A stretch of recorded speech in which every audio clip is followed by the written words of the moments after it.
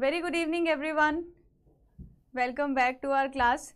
तो मुझे लगता है कि आप लोग थोड़ा ब्रेक के बाद थोड़ा माइंड को फ्रेश करके आए होंगे, क्योंकि मैंने बोला कि अभी हमने जो टॉपिक सीखा था उसी टॉपिक को हम थोड़ा आगे कंटिन्यू करेंगे और प्लेन टेबल सर्वे को साइट पर कैसे परफॉर्म किया जाता है, क्योंकि ये सारी टर्म्स वो हैं जो प्रैक्टिकली हम साइट पर जाकर यूज़ करते हैं। तो अब होता क्या है कि अगर वहाँ पर परफॉर्म कर रहे हैं उसको हम लोगों को एक कागज़ में समझना है बनाकर या बोर्ड पे बनाकर समझना है, तो मैं ये मान सकती हूँ कि आप लोगों को थोड़ा सा मतलब प्रॉब्लम उसमें आती होगी।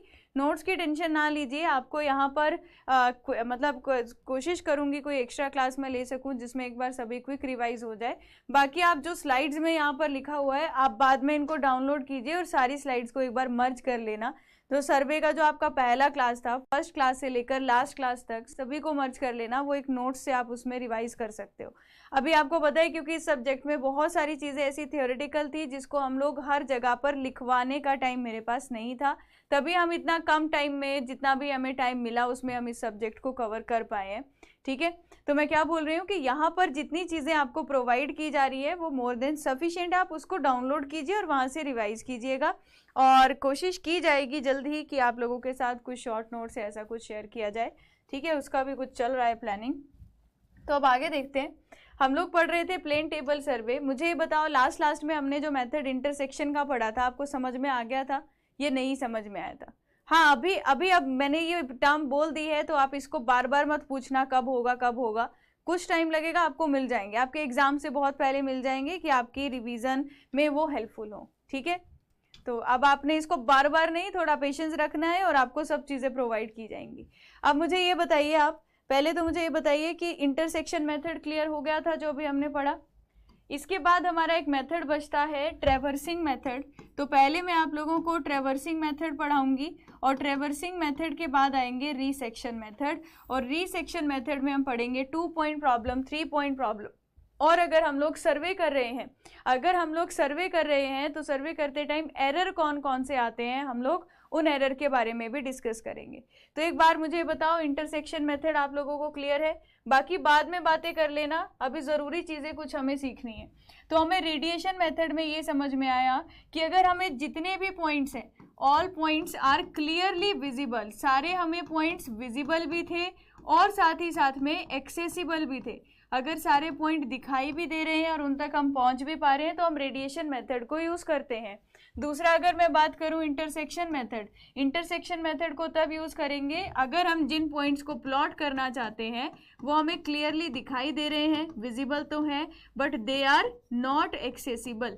तो वो एक्सेसिबल नहीं है, हम वहाँ तक पहुँच नहीं पा रहे हैं, तो हम इस मेथड का यूज़ कर रहे थे। इसमें हमें क्या करना है मैम, इसमें हमें आप किसी ऑब्जेक्ट को देख रहे हैं, कोई भी ऑब्जेक्ट, एक भी हो सकता है, 2 भी हो सकते हैं, 3 भी हो सकते हैं, तो आप इसको देखते हुए कुछ रेज इस तरीके से ड्रॉ कर रहे हैं। ये हमारा पहला स्टेशन P था और दूसरा स्टेशन अपनी मर्जी से हमने Q सेलेक्ट किया था। फिर क्या किया मैम, हम नई जगह पर गए तो वहाँ पर ये लाइन ऑलरेडी प्लॉटेड थी, फिर मैंने Q से भी A की तरफ देखती हुई एक लाइन बनाई और B की तरफ देखती हुई लाइन बनाई। तो मैम जहां पर भी इन लाइंस ने इंटरसेक्ट किया, A और B, मैंने उनको नाम दे दिया। तो ये जो स्मॉल a और स्मॉल b मैंने शीट पर दिखाया, यही हमारा क्या होगा एक्चुअल में ग्राउंड पर। हाँ, मैंने आपको बोला ना आपको प्रोवाइड करवा दूंगी और यहाँ पर ऐप पे ही प्रोवाइड होंगे वो, तो आप उसके लिए थोड़ा सा वेट कीजिए, क्योंकि हर एक काम को होने में पीछे एक टीम होती है और उसमें बहुत टाइम लगता है थोड़ा, तो आपको प्रोवाइड मिल जाएंगे। ठीक है सैयद, तो आपने ऐसा नहीं करना है कि बार बार नहीं पूछना है, मैं पहले ही बोल रही हूँ कि वो मिल जाएंगे।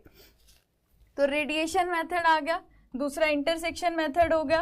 अब तीसरा चलते हैं ट्रैवर्सिंग के ऊपर। हम लोगों ने ट्रैवर्सिंग पढ़ा था कंपास के केस में भी और थियोडोलाइट के केस में भी, दोनों में ही हम लोग ट्रैवर्सिंग करते हैं। क्या आपको ट्रैवर्सिंग का मतलब आइडिया है कि ट्रैवर्सिंग क्या होती है? कमेंट सेक्शन में बताइएगा, क्या आपको आइडिया है कि ट्रैवर्सिंग क्या होती है? तो आपको पता है कि मैम हम लोग ट्रैवर्स बनाते थे, कंपास ट्रैवर्स भी बताया था और आपने थियोडोलाइट ट्रैवर्स भी बताया था। तो ट्रैवर्स में हम क्या करते हैं, एक नए पॉइंट की पोजीशन निकाल रहे होते हैं और हम नंबर ऑफ लाइंस ड्रॉ करते हुए जाते हैं। अगर फिर हमने देखा था क्लोज ट्रैवर्स भी होता है, ओपन ट्रैवर्स भी होता है, तो हमने देखा था दोनों में क्लोज ट्रैवर्स 2 तरह का होता है, एक लूप ट्रैवर्स होता है, एक लिंक ट्रैवर्स होता है। तो ये सारी ट्रैवर्सिंग की कहानी ऑलरेडी हमने पढ़ी है। आपको पता है ना ट्रैवर्सिंग कैसे होती थी। तो सेम वो वाली कहानी जो आपको ट्रैवर्सिंग की ऑलरेडी नोन है, वही हमने यहाँ पर ट्रैवर्सिंग मेथड में यूज करनी है। तो हमारा जो नेक्स्ट मेथड है उस मेथड को बोलते हैं हम लोग ट्रैवर्सिंग मेथड। मैं इसमें डायग्राम से समझा देती हूँ बेसिक कि होता क्या है। ट्रैवर्सिंग मेथड को हम लोग क्या बोलेंगे, सबसे पहले तो ये हमारा सिमिलर है, जैसा हमारा कंपास ट्रैवर्सिंग होता था, जैसा थियोडोलाइट ट्रैवर्सिंग होता था, बिल्कुल उस तरीके का ही है। इसमें हमें क्या चाहिए होगा कि जिन भी पॉइंट्स को मैं अपनी शीट पे प्लॉट करना चाहती हूँ, जैसे आप क्या बोल रहे थे मैम, आपने रेडिएशन मेथड में एक जगह पर प्लेन टेबल को रखा था, आपको ए भी दिखाई दे रहा था, बी भी और सी भी और डी भी, एक ही जगह से सारे स्टेशन दिखाई दे रहे थे। आपने इन सभी को इस शीट के ऊपर प्लॉट कर दिया था with the help of radiation method. अब कंडीशन ये चेंज हुई कि ए से डी दिखाई दे रहा है, पर ए से हो सकता है मतलब सी ना दिखाई दे, या बीच का कोई पॉइंट है डी से सी दिखाई दे रहा है, सी से बी लेकिन बी से, मतलब इस तरीके से सी और ए नहीं दिखाई दे रहे, डी से बी नहीं दिखाई दे रहा।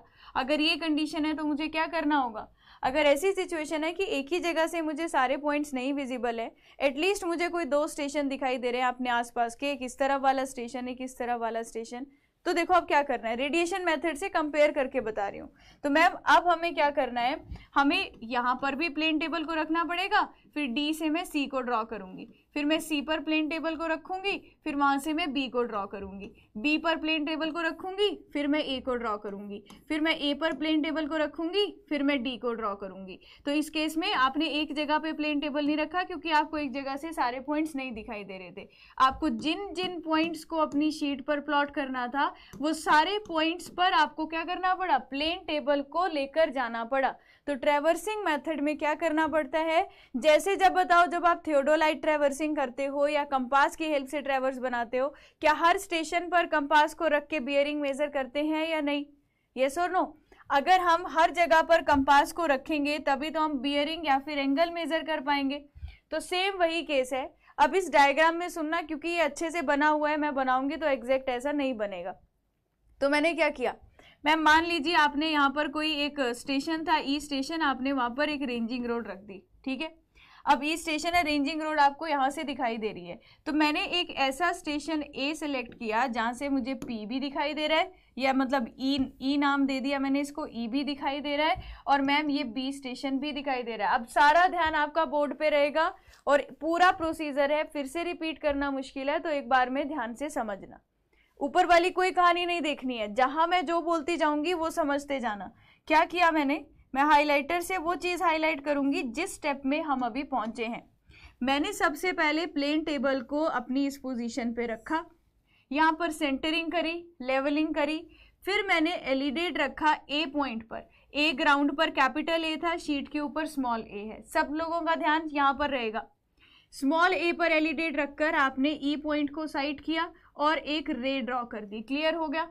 सिमिलरली ए पॉइंट पे एलिडेट को रखकर आपने बी पर अभी कुछ नहीं है, बी पर क्या रखा हुआ है, रेंजिंग रोड रखी हुई है, तो हमने ए से बी की तरफ देखा और एक रे ड्रॉ कर दी। दोनों के बीच मुझे डिस्टेंस क्या है पता है, दोनों के बीच अगर मुझे डिस्टेंस पता है तो मैं स्केल सेलेक्ट करके उसकी यहाँ पर एक लाइन बना लूंगी। किसी को यहाँ तक कोई डाउट, बोलिए, किसी को यहाँ तक कोई डाउट?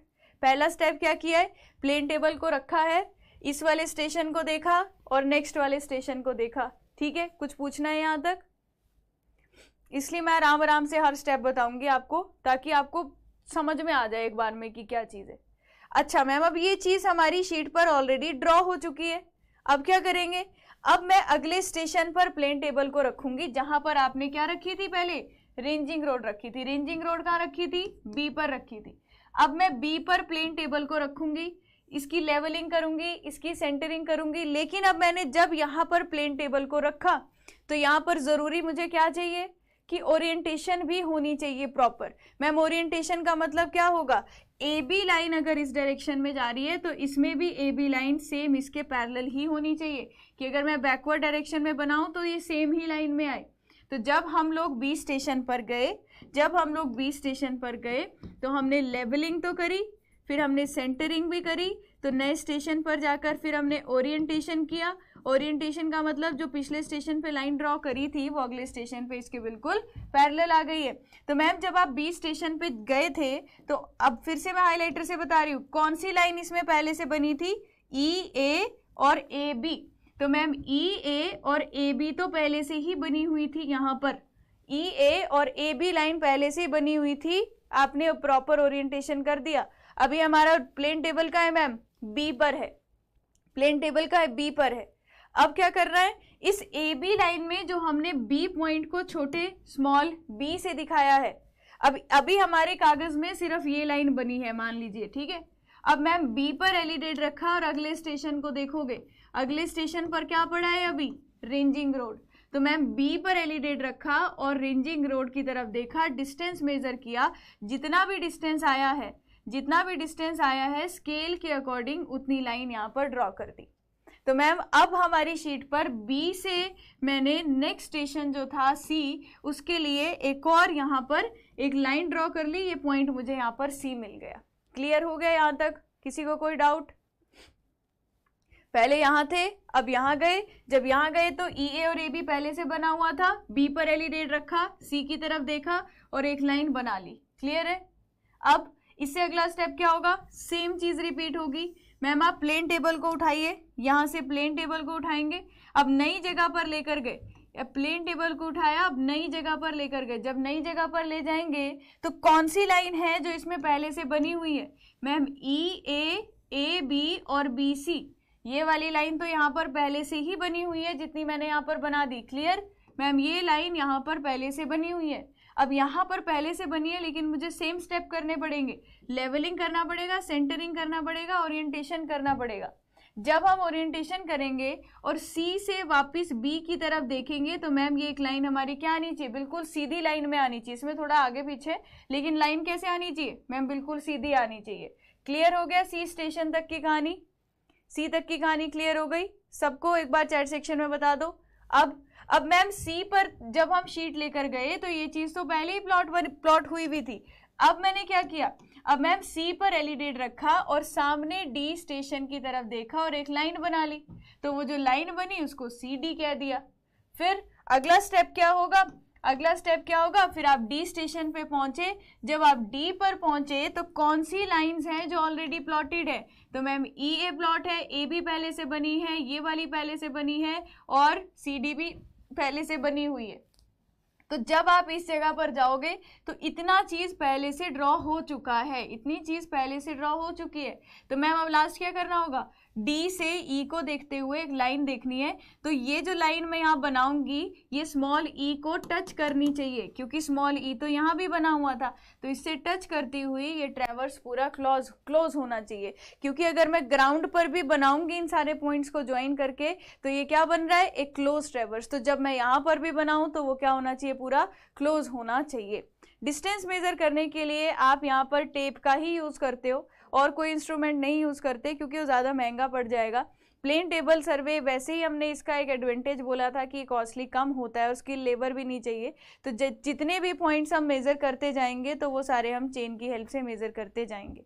ठीक है, समझ में आया यहाँ तक सबको? ये बताओ, समझ में आया सबको यहाँ तक? कोई पॉइंट जो अभी तक नहीं समझ आया हो? इसीलिए मैं आराम से समझाऊंगी। मुझे लगता है कि अगर एक ही बार मैं थोड़ा टाइम लेकर बताऊं तो आप इसको ज़्यादा क्लियरली समझ पाओगे। तो ये बन गया मैम यहाँ पर फाइनल ट्रैवर्स। तो मैम जब हमने ये फाइनल ट्रैवर्स बनाया, नहीं अब एक ही जगह से सारे पॉइंट्स विजिबल नहीं थे। अब आप एक ऐसी सिचुएशन मान लीजिए कि एरिया जो सर्वे करने का है वो रेडिएशन में तो कम था। अगर एरिया सर्वे करने का दिया गया है जो कि रेडिएशन से बहुत ज़्यादा है, तो आप सेंटर पे प्लेन टेबल को रख तो दे रहे हो, पर सेंटर से मुझे लेफ्ट वाला पॉइंट दिखाई नहीं दे रहा है और मेरे सामने वाला पॉइंट दिखाई नहीं दे रहा है, क्योंकि डिस्टेंस बहुत ज़्यादा था और बीच में ऑब्स्ट्रक्शन था। अब मेरे को एक ही जगह प्लेन टेबल रख के ना लेफ्ट वाला पॉइंट दिख रहा है ना सामने वाला, तो मैं रेडिएशन यूज नहीं कर सकती। तो एरिया मेरा बढ़ गया है, सारे पॉइंट्स एक जगह से विजिबल नहीं है। तो मुझे क्या करना है इस केस में, हर जगह पर प्लेन टेबल को रखकर नई नई जगह पर मतलब वो सारी रीडिंग्स को लेते जाना है, लेकिन किसी एक स्टेशन से एटलीस्ट मुझे 2 स्टेशन दिखाई देने चाहिए। ठीक है, अब देखिए यहाँ पर क्या किया, अब ट्रैवर्स बना लिया ना, आप इसका एरिया निकाल लीजिए। आपने पूरा ट्रैवर्स बना लिया, आप एरिया निकाल सकते हो, है ना। अब देखिए यहाँ पर क्या किया मैम, हम इसको चेक भी कर सकते हैं क्या? कोई तरीका है कि हम चेक भी कर सकते हैं? अब ध्यान से देखना क्या किया मैम, जब आप देखो सी पॉइंट पे पहुंचे हो, अब ध्यान देना सब लोग, यहाँ पर इधर उधर की बातें मत कीजिए। आपने सी पॉइंट पर जब पहुंचे, सी पर आपने एलिडेट रखा और सामने ई पॉइंट को जब आप देखोगे, मैम जब आप सी पे पहुंचे हो तो ये जो आपने हाईलाइट किया है ये सारा ऑलरेडी प्लॉट किया हुआ है, प्लॉटेड है ये पहले से। तो चेक करना है कि यार मैं जो यहाँ तक काम करते हुए पहुंची हूँ क्या मैंने सही किया या नहीं। तो मैं सी पर एलिडेट रखूंगी और अगर मैं एक लाइन ई से साइड करती हुई बनाऊं, अगर मुझे ई दिखाई दे रहा है सी से, कंडीशन है अगर मुझे ई दिखाई दे रहा है सी से, तो मैं सी से ई को देख सकती हूँ, स्मॉल ई से ग्राउंड वाले ई को देखूंगी तो ये पॉइंट ई पे कट होना चाहिए। अगर ये पॉइंट ई पर कट नहीं करता है ना, तो इसका मतलब है कि आपका जो ट्रेवर्स बन रहा है उसमें कुछ ना कुछ एरर है, उसमें कुछ ना कुछ एरर है। इसलिए इसको बोल क्या दिया, इसको बोल दिया हुआ है चेक लाइन। इसको क्या बोल दिया है, चेक लाइन। अब क्या किया मैम, आप यहाँ से भी चेक कर सकते हो। जब आप यहाँ पर पहुंचे हो, इस वाले पॉइंट पे पहुंचे हो, तो आपके पास ये और ये सारी लाइंस ऑलरेडी पहले से बनी हुई थी। तो मैम आप सी पर एलिडेट रखिए और सामने अगर आपको बी दिखाई दे रहा है, बाई चांस आपको बी दिखाई दे रहा है, तो सी से आप बी की तरफ जब साइड करेंगे तो आपकी वो लाइन इस ट्रेवर्स में जो छोटा सा, इस ट्रेवर्स में जो यहाँ पर छोटा सा बी बना है ना, स्मॉल बी, तो उससे कट करती हुई जानी चाहिए ये वाली लाइन जब आप बी को देखोगे। तो ये क्या हो गया, ये चेक हो गया कि हम लोगों ने जो काम किया था वो सही है या नहीं, या फिर जैसे जैसे हम सर्वे में आगे बढ़ते जा रहे हैं, काम करते जा रहे हैं, तो हमने यहाँ पर चेक कर लिया कि ये स्टेशन इसी सेम लाइन में आ रहा है या नहीं। अगर ये इस सी वाली को ई में कट कर देता है तो मतलब सही जा रहा है। सी से बी में जाती हुई लाइन आपको रेंजिंग रोड बी दिख जाती है, अगर यहाँ पर जो रेंजिंग रोड लगी है, तो भी आप काम सही कर रहे हो। तो मतलब हम यहाँ पर चेक भी अप्लाई कर सकते हैं, डिपेंड कर जाता है साइट पर कि आपको कितने स्टेशंस दिखाई दे रहे हैं चेक लगाने के लिए। क्लियर हुआ? ट्रेवर्सिंग मेथड समझ में आया या नहीं आया? तो ट्रेवर्सिंग मेथड की इतनी सी कहानी है, ट्रेवर्सिंग मेथड की इतनी सी कहानी है। अरे क्यों नहीं लगेगा, देखो यहाँ पर ये जो ग्राउंड पर सारे पॉइंट्स हैं, अब यहाँ पर ये क्या बन रहा है मैम, ट्रेवर्स बन रहा है। आप जो एरिया कवर कर रहे हो ना अब ग्राउंड का, वो ये वाला एरिया कवर कर रहे हो। आप जो एरिया कवर कर रहे हो वो ग्राउंड का कौन सा एरिया कवर हो रहा है, ये वाला एरिया कवर हो रहा है। कोई कह रहा था ट्रेवर्सिंग क्यों करते हैं। अब जब आप ये सारी वैल्यूज को स्केल की फॉर्म में निकाल कर मेजर करते हुए जा रहे हो, क्या आप बता सकते हो कि ग्राउंड पर कितना एरिया कवर हुआ? क्या आप बता सकते हो कि ग्राउंड पर कितना एरिया कवर हुआ? तो ट्रेवर्स बनाएंगे तो आसानी से निकाल सकते हैं, अगर पॉइंट्स क्लियरली विजिबल नहीं है तो। अच्छा, अब एक चीज देखना, तो हमने यहाँ पर क्या देखा कि method is similar to compass और थियोडोलाइट ट्रेवर्सिंग। इसमें हम क्या करते हैं, ट्रेवर्स बना सकते हैं, चाहे वो ओपन ट्रेवर्स हो चाहे वो क्लोज ट्रेवर्स हो। मतलब लाइन का हमें लास्ट वैल्यू, मतलब लास्ट पॉइंट नहीं पता है कि सर्वे कहाँ एंड करना है, तो तब भी हम इस मेथड का यूज कर सकते हैं। क्या बोल रहा है, at each successive station table is fixed. मेरे से पेपर में क्या पूछा जाता है, आपने प्लेन टेबलिंग के जितने मेथड पढ़े, किस मेथड में आपको प्लेन टेबल को फिक्स करना पड़ेगा, हर एक जगह पर, हर एक पोजीशन पर प्लेन टेबल को रखना पड़ेगा। जिन पॉइंट्स को आपको शीट पर प्लॉट करना है, जिन पॉइंट्स को मुझे शीट पर प्लॉट करना है, उन सारी जगह पर आपको प्लेन टेबल को अगर रखना है तो आप कौन से मेथड को यूज करोगे। सो एट ईच सक्सेसिव मतलब एक के बाद जो दूसरा आ रहा है, table is fixed, foresight is taken on the following station. तो फोरसाइट मतलब जो आप अगले स्टेशन पर रीडिंग लोगे, मतलब फोरसाइट आपको पता ही है जो लास्ट स्टेशन पर रीडिंग ली जाती है। तो अगर यहाँ अभी प्लेन टेबल है, अगला स्टेशन मेरे सामने है, मैं उसके लिए जो साइट करूंगी वो फोरसाइट होगा। वैसे अब नई जगह पे जाऊंगी, उससे अगले स्टेशन के लिए जो साइट करूंगी वो उसके लिए फोरसाइट होगा। ठीक है। And its location is plotted by measuring the distance between two station. दो स्टेशन के बीच डिस्टेंस मेजर करते जाएंगे। ओरिएंटेशन कैसे की जाती है, ओरिएंटेशन जो है वो बैक साइटिंग करके हम लोग परफॉर्म करेंगे। अगर बोल रहा है कि n is the total number of station, अगर टोटल नंबर ऑफ स्टेशन हमारे पास n है, जैसे आपने 5 बार प्लेन टेबल को रखा है अलग अलग जगह पर, तो प्लेन टेबल स्टेशन कितने हो गए, 5 हो गए। तो ये चीज पेपर के लिए इंपॉर्टेंट है। Then plane table must be set n-1 stations to know the error of closure. तो मैम इसका मतलब है कि अगर आपके 5 स्टेशन है जिनको आप प्लॉट करना चाहते हो, 5 स्टेशन है जिनको आप प्लॉट करना चाहते हो एक शीट के ऊपर, तो आपको एटलीस्ट प्लेन टेबल को अपना 4 बार प्लेस करना पड़ेगा, 4 जगह पर, 4 स्टेशन पर रखना पड़ेगा, ताकि आप ये पहचान सको कि कोई एरर ऑफ क्लोजर है तो नहीं। तो जैसे मैम आपने अभी ये डायग्राम बनाया, पहला स्टेशन, दूसरा, तीसरा, फोर्थ और फिफ्थ, अगर मैं बोलूँ ये टोटल 5 है, तो मैम आप इसमें पहला, दूसरा, तीसरा और चौथा, क्या जब आप इन 4 जगह पर रख रहे थे प्लेन टेबल को, ये क्लोजर एरर पहचान पाओगे? क्लोजर एरर कैसे पहचाना? मैम ये लास्ट में क्लोज ही नहीं करेगा, जब आप डी से ई की तरफ देखोगे, अगर ये लाइन ऐसे नहीं आई तो इसका मतलब क्लोजर एरर है। तो अगर मुझे एरर ऑफ क्लोजर पहचानना है, ये 5 स्टेशन थे, 1 2 3 4, किन्हीं भी 4 जगह पर अगर मैं इसको प्लेस करूंगी, किन्हीं भी 4 जगह पर अगर इनको प्लेस करूंगी, तो मैं बोल सकती हूँ कि क्या मुझे क्लोजर एरर मिल जाएगा? बताइए, यस और नो? नहीं, आपको देखो दानिश, नॉर्थ लाइन कब मार्क करनी है? नॉर्थ लाइन आप तब मार्क करते हो जिसको हम ओरिएंटेशन बोलते हैं। ओरिएंटेशन करने का मेन हमारा क्या मकसद है कि हमारी जितनी भी लाइंस हमारी शीट पर है वो पैरेलल आ जाए हमारी किसके, जो ग्राउंड पर है। तो मैम शीट पर ई ए ऐसे था, यहाँ पर भी ई ए ऐसे आ जाए। यहाँ पर मैं क्या कर रही हूँ, बैक साइटिंग, यहाँ पर क्या कर रही हूँ, बैक साइटिंग। बैक साइटिंग को ही यूज किया जाता है ज़्यादातर आपका ओरिएंटेशन के लिए, जैसा मैंने पहले भी बताया। आप कंपास वाले मेथड को नहीं प्रेफर करते क्योंकि उसमें एरर आने के बहुत चांसेस होते हैं। ठीक है, क्लियर हो गया सबको? इस मेथड में n-1 टाइम्स आपको प्लेन टेबल को रखना पड़ेगा ताकि आप क्लोजर एरर को पहचान सको। ये वाला पॉइंट था।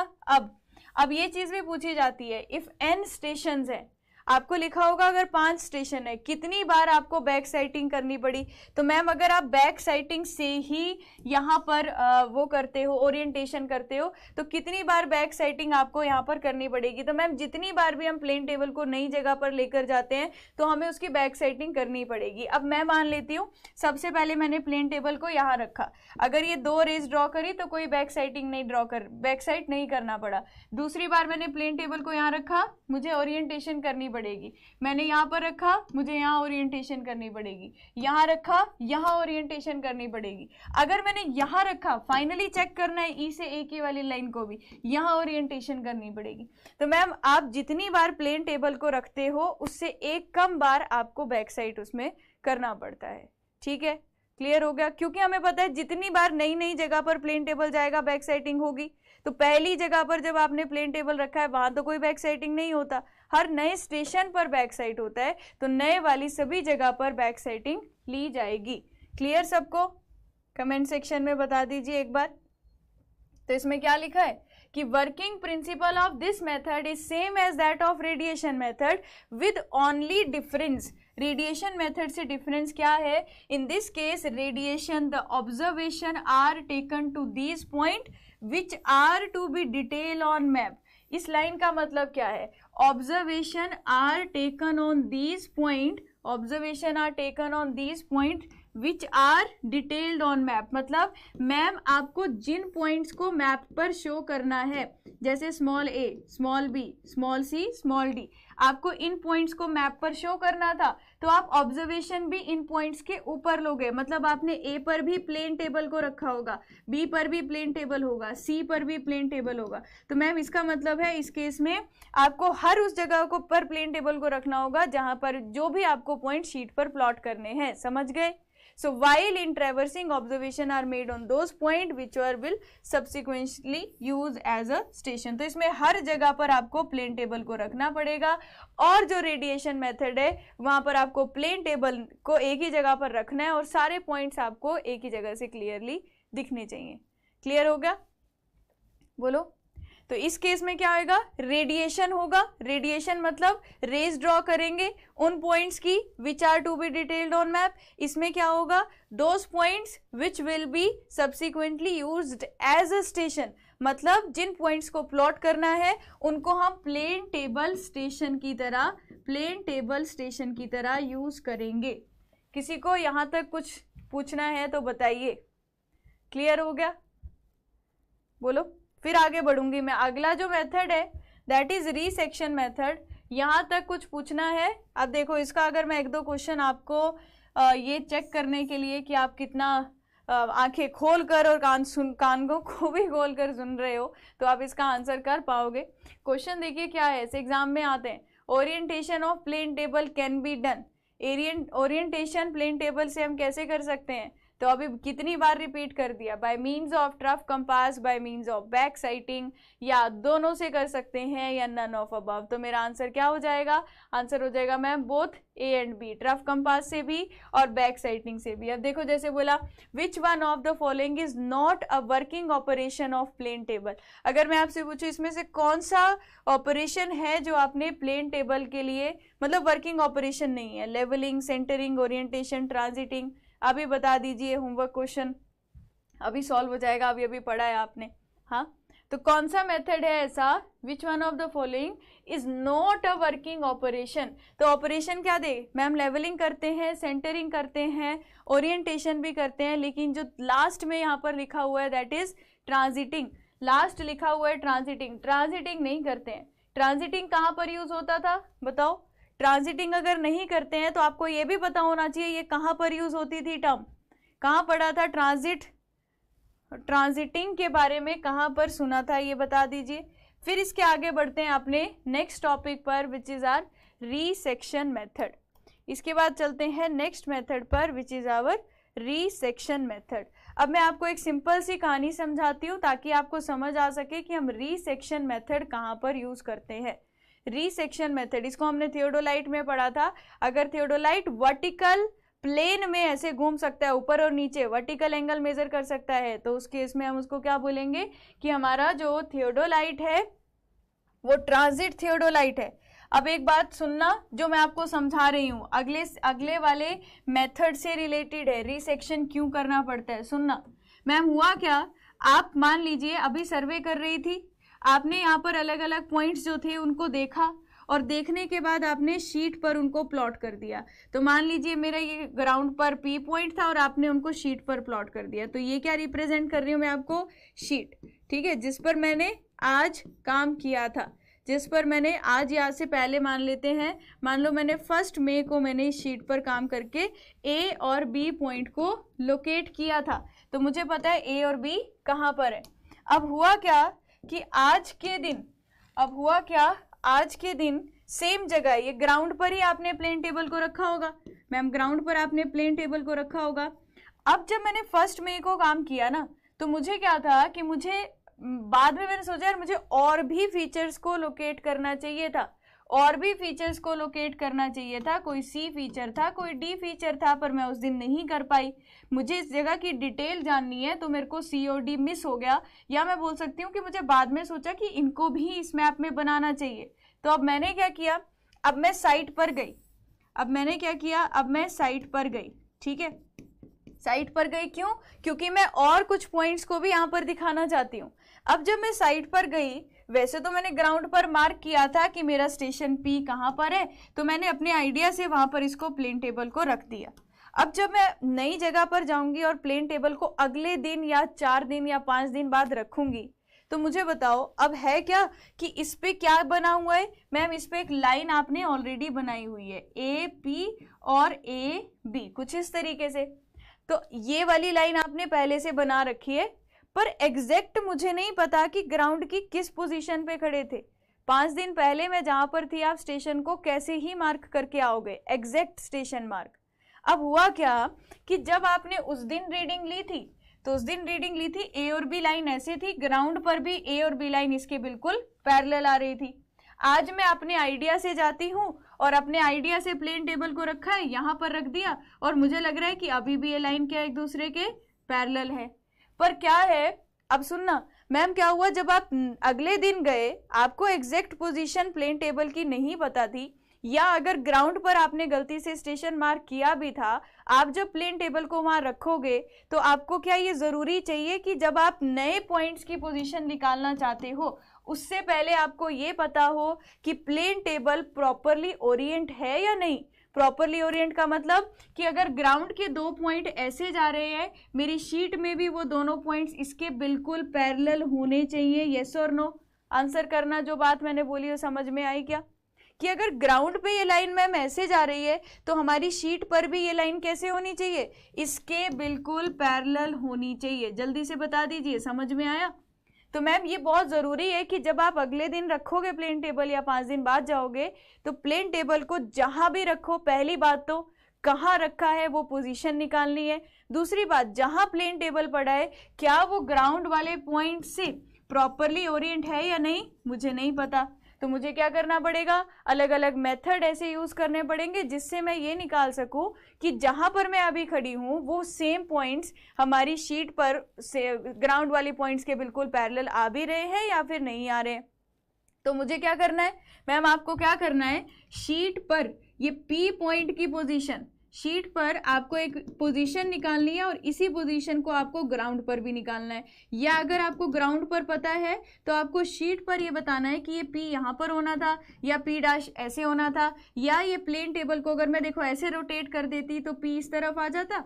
तो मतलब मैम 2 पॉइंट्स जो ऑलरेडी पहले से प्लॉट थे उनकी हेल्प से मुझे देखना है कि ग्राउंड पर कौन सा पॉइंट पर मैं प्लेन टेबल को लेकर खड़ी हूं कि मुझे वो सारे पॉइंट्स जो मैंने पहले से बना दिए हैं वो हमारे पहले वाले पोजीशन के बिल्कुल पैरेलल आ जाए। पहले वाली लाइन अभी हमारे प्लेन टेबल में जो लाइंस बनी हुई है उसके बिल्कुल पैरेलल आ जाए। तो ये पैरेलल लाने के लिए जो हम लोग डिफरेंट मेथड यूज करते हैं उसको बोलते हैं रीसेक्शन।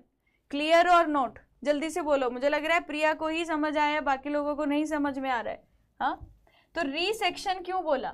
अब बात आती है कि रीसेक्शन क्यों बोला।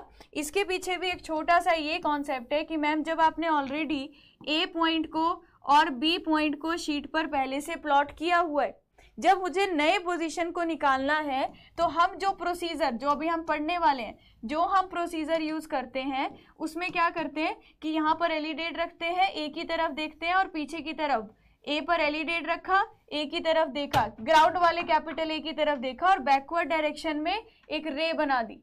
वैसे ही मैम बी पर रखेंगे एलिडेट को और बी से भी एलिडेट को देखा, बैकवर्ड डायरेक्शन में रे बना दी। मैम इस केस में जब आप देख रहे हो तो प्लेन टेबल में ये दोनों रेज आपस में मिलती हुई दिख ही नहीं रही है, ये रेज तो आगे जाकर कहीं मिल रही है। तो मतलब हमारी पोजीशन गलत है, एक जगह पे मिलना चाहिए ना ये दोनों। तो हमने देखो, मैं आपको रीसेक्टर समझा रही हूँ, रीसेक्शन क्यों बोला, क्योंकि जब हम अभी अलग अलग मेथड पढ़ेंगे हमने प्लेन टेबल की पोजीशन निकालने के लिए क्या करना है, बैकवर्ड डायरेक्शन में ए पर एलिडेट को रखकर कैपिटल ए को देखा और पीछे की डायरेक्शन में एलिडेट से पूरा रे बना दिया, एक ये वाली एक लाइन खींच दी सीधी। वैसे बी पे एलिडेट को रखकर कैपिटल बी को साइड किया और एलिडेट से बी की डायरेक्शन में लाइन खींच दी सीधी। ये जो आप रे बनाते हो ना, जिसको मैं लाइन बोल रही हूँ, इसी को हम रीसेक्टर बोलते हैं। इसको मैं लाइन बोल रही हूँ, इसी को हम क्या बोलते हैं, रीसेक्टर। क्योंकि हमें रीसेक्शन मेथड करने के लिए रीसेक्टर ड्रॉ करने पड़ते हैं, तो रीसेक्टर से ही नाम पड़ गया मेथड ऑफ रीसेक्शन। तो रीसेक्शन मेथड कब यूज करना है मैम, जब आप ऑलरेडी कुछ पॉइंट्स को पहले प्लॉट कर चुके हो पर अब आप चाहते हो कि फिर से आप ग्राउंड पर जाओ और आप प्लेन टेबल की वो पोजीशन निकालो कि पहले से प्लॉटेड पॉइंट शीट वाली पॉइंट के बिल्कुल पैरेलल आ जाएं। तो आपको नए पॉइंट की जो अपने प्लेन टेबल की जो आपको जगह पहचाननी है कि मैं कहाँ पर प्लेन टेबल को रखूं, तो वो जगह पहचानने वाली प्रोसेस को रीसेक्शन बोलते हैं, क्योंकि इसमें हम लोग क्या करते हैं, रीसेक्टर्स ड्रॉ करते हैं। समझ गए? तो इस डेफिनेशन में क्या लिखा है, it is the process of locating the instrument station occupied by the plane table. मतलब instrument station occupied by the plane table, जहां पर प्लेन टेबल को पहले रखा गया था, by drawing the ray, by drawing the ray, ray मतलब resector, from the station whose points are already plotted, जो पॉइंट्स पहले से प्लॉटेड है वहां से क्या करना है मैम, रे ड्रॉ करनी है। रे मतलब रीसेक्टर ड्रॉ करना है। कहां पर ड्रॉ करना है, on drawing sheet. These maps are termed as resection. तो उनको जब आपने एक मैप पे बनाना है, जो पॉइंट्स पहले से प्लॉट है, बैकवर्ड डायरेक्शन में रे लेकर जानी है, उनको हम रीसेक्टर बोलते हैं। और अगर इस मेथड से हम प्लेन टेबल की पोजीशन निकालते हैं उसको रीसेक्शन मेथड बोलते हैं। क्लियर हो गया सबको? और इसकी डेफिनेशन कैसे लिखी रहती है कुछ बुक्स में, it may also define as the process of determining the plotted position. क्या डिटरमाइन कर रहे हैं, plotted position of station occupied by the plane table.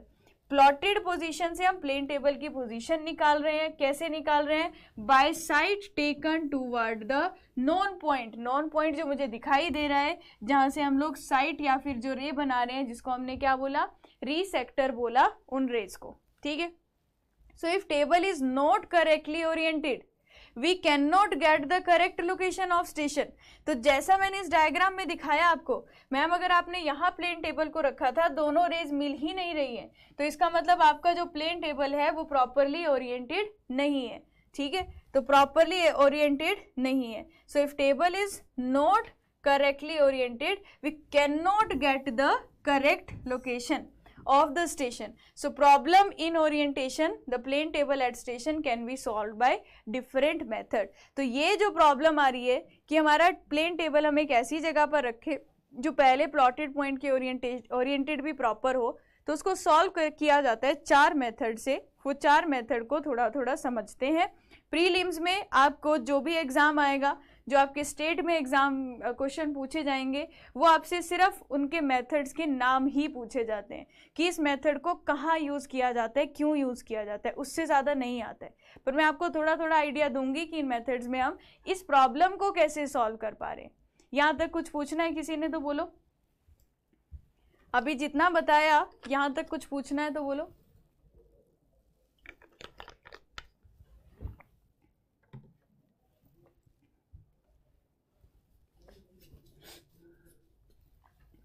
चले एक एक करके सारे मेथड्स देखें। तो ध्यान से देखना, हमारे ये जो मेथड्स हैं, सबसे पहला चीज़ तो होगी आपको ये सारे मेथड्स को याद रखना है, इनके नाम याद रखने हैं। आपको पूछा जाएगा जो रीसेक्शन है, रीसेक्शन क्यों कर रहे हैं, वो आपको मैंने डेफिनेशन बता दी। उसको करने के लिए कौन कौन से मेथड्स हैं, ये 4 हैं।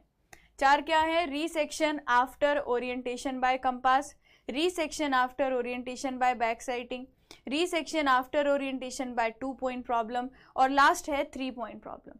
आपसे ऑब्जेक्टिव एग्जाम में बहुत ही फेमस क्वेश्चन, जो बार बार आपको जब आप क्वेश्चन प्रैक्टिस करोगे देखने को मिलेगा कि 2 point and 3 point problem are the examples of method of radiation, method of intersection, method of traversing या मेथड ऑफ रीसेक्शन। या रीसेक्शन मेथड किससे परफॉर्म किया जाता है? 2 पॉइंट प्रॉब्लम या उसके अलावा 3 गलत ऑप्शन। तो ये इतना इंपॉर्टेंट है, मतलब बहुत इंपॉर्टेंट है। मैं आपको बोल रही हूँ इनका नाम याद रखना। फिलहाल के लिए जो आपके स्टेट के एग्जाम्स होंगे, तो ये 2 नाम याद रखना, रीसेक्शन इनसे किया जाता है, और इनसे भी कैसे किया जाता है मैं आपको थोड़ा थोड़ा हिंट देती हूँ। ठीक है, ये पता चल गया कि रीसेक्शन है क्या, और ये समझ में आ गया आप लोगों को कि रीसेक्शन क्यों किया जाता है। बोलिए। अब मेंस में पूछा जाता है 2 पॉइंट और 3 पॉइंट प्रॉब्लम की पूरी थ्योरी लिखने के लिए आती है, पर अभी हम पूरा थ्योरेटिकल इतना ज़्यादा वो चीज़ नहीं पढ़ेंगे। मेंस प्री के बाद हम आपको पढ़ाएंगे और सारे क्वेश्चंस भी करवाएंगे जो प्रीवियस में आए हैं, तो आपको वहाँ से हेल्पफुल होगा वो। तो पहला टारगेट तो यही है कि प्री निकालना है, पर मैं आपको इतना पढ़ा दूंगी कि मेंस में आपको कुछ भी ऐसा नहीं लगेगा कि ये बहुत अलग है, आपको कुछ भी ऐसा नहीं लगेगा कि ये इतना अलग है कि हमने नहीं पढ़ा। ठीक है, चलो तो अब आगे चलते हैं, एक एक करके रीसेक्शन वाले मेथड पढ़ते हैं। तो resection after orientation by compass, तो मैम इसमें क्या लिखा है? After orientation by compass. तो इससे क्या समझ में आ रहा है? अब दानिश आप बताओगे, आप बोल रहे थे कंपास का यूज कब करेंगे, तो इसमें लिखा है आफ्टर ओरिएंटेशन बाय कंपास, मतलब जब हम कंपास से ओरिएंटेशन कर लेंगे उसके बाद रीसेक्शन करेंगे। तो सुनना क्या हुआ, बहुत ही सिंपल केस है ये वाला। तो आपने पहले से एक शीट यहाँ पर बना रही हूँ, आप कंडीशन सुनना, क्योंकि चलता हुआ प्रोसेस है, बनाना सब चीज़ मुश्किल है। क्या हुआ मैम, हमने ना एक शीट थी, उसमें पहले से 2 पॉइंट्स प्लॉटेड थे। 2 पॉइंट्स कौन से थे? एक टावर ए था और एक टावर बी था। उन ए और बी को आपने पहले से एक शीट पे बनाया हुआ था। अब मेरा काम ये है कि मैं साइट पर जाऊं, एक पहले तो एक ऐसी जगह पे जाऊं जहां से मुझे ए और बी दिखाई दे रहे हैं, और मुझे ये बताना है कि मेरे प्लेन टेबल की वो कौन सी पोजीशन होगी जहां से वो मैं प्लेन टेबल को रखूं और प्रॉपरली ओरिएंट हो। तो कहानी ये थी। तो इस कहानी में आपने क्या किया, सुनना। मैम ये मान लीजिए हमारा कैपिटल ए पॉइंट है, और मान लीजिए कैपिटल बी पॉइंट था जो ग्राउंड पर था। मैंने क्या किया, मैं ग्राउंड पर गई, मैंने प्लेन टेबल को लेवल किया, मैंने इसकी सेंटरिंग करी, ओरिएंटेशन की कोई ज़रूरत नहीं है। अब मैंने क्या करना है, ओरिएंटेशन प्रॉपर इसके साथ होना चाहिए। ग्राउंड पर ए और बी, ग्राउंड पर ए और बी के बीच जो लाइन है वो कुछ ऐसी स्ट्रेट लाइन है, ठीक है। अब जैसे ही मैं जाऊंगी ना साइड पर, सबसे पहला काम क्या करूंगी, ओरिएंटेशन। कैसे करूंगी ओरिएंटेशन, हम यहाँ पर रख देंगे अपना एक ट्रफ कंपास। ट्रफ कंपास में जब नीडल आपको डायरेक्शन क्या दिखा देगी, मैग्नेटिक नॉर्थ और मैग्नेटिक साउथ, मान लीजिए ऐसे आपने प्लेन टेबल को रखा, फिर आपने ट्रफ कंपास की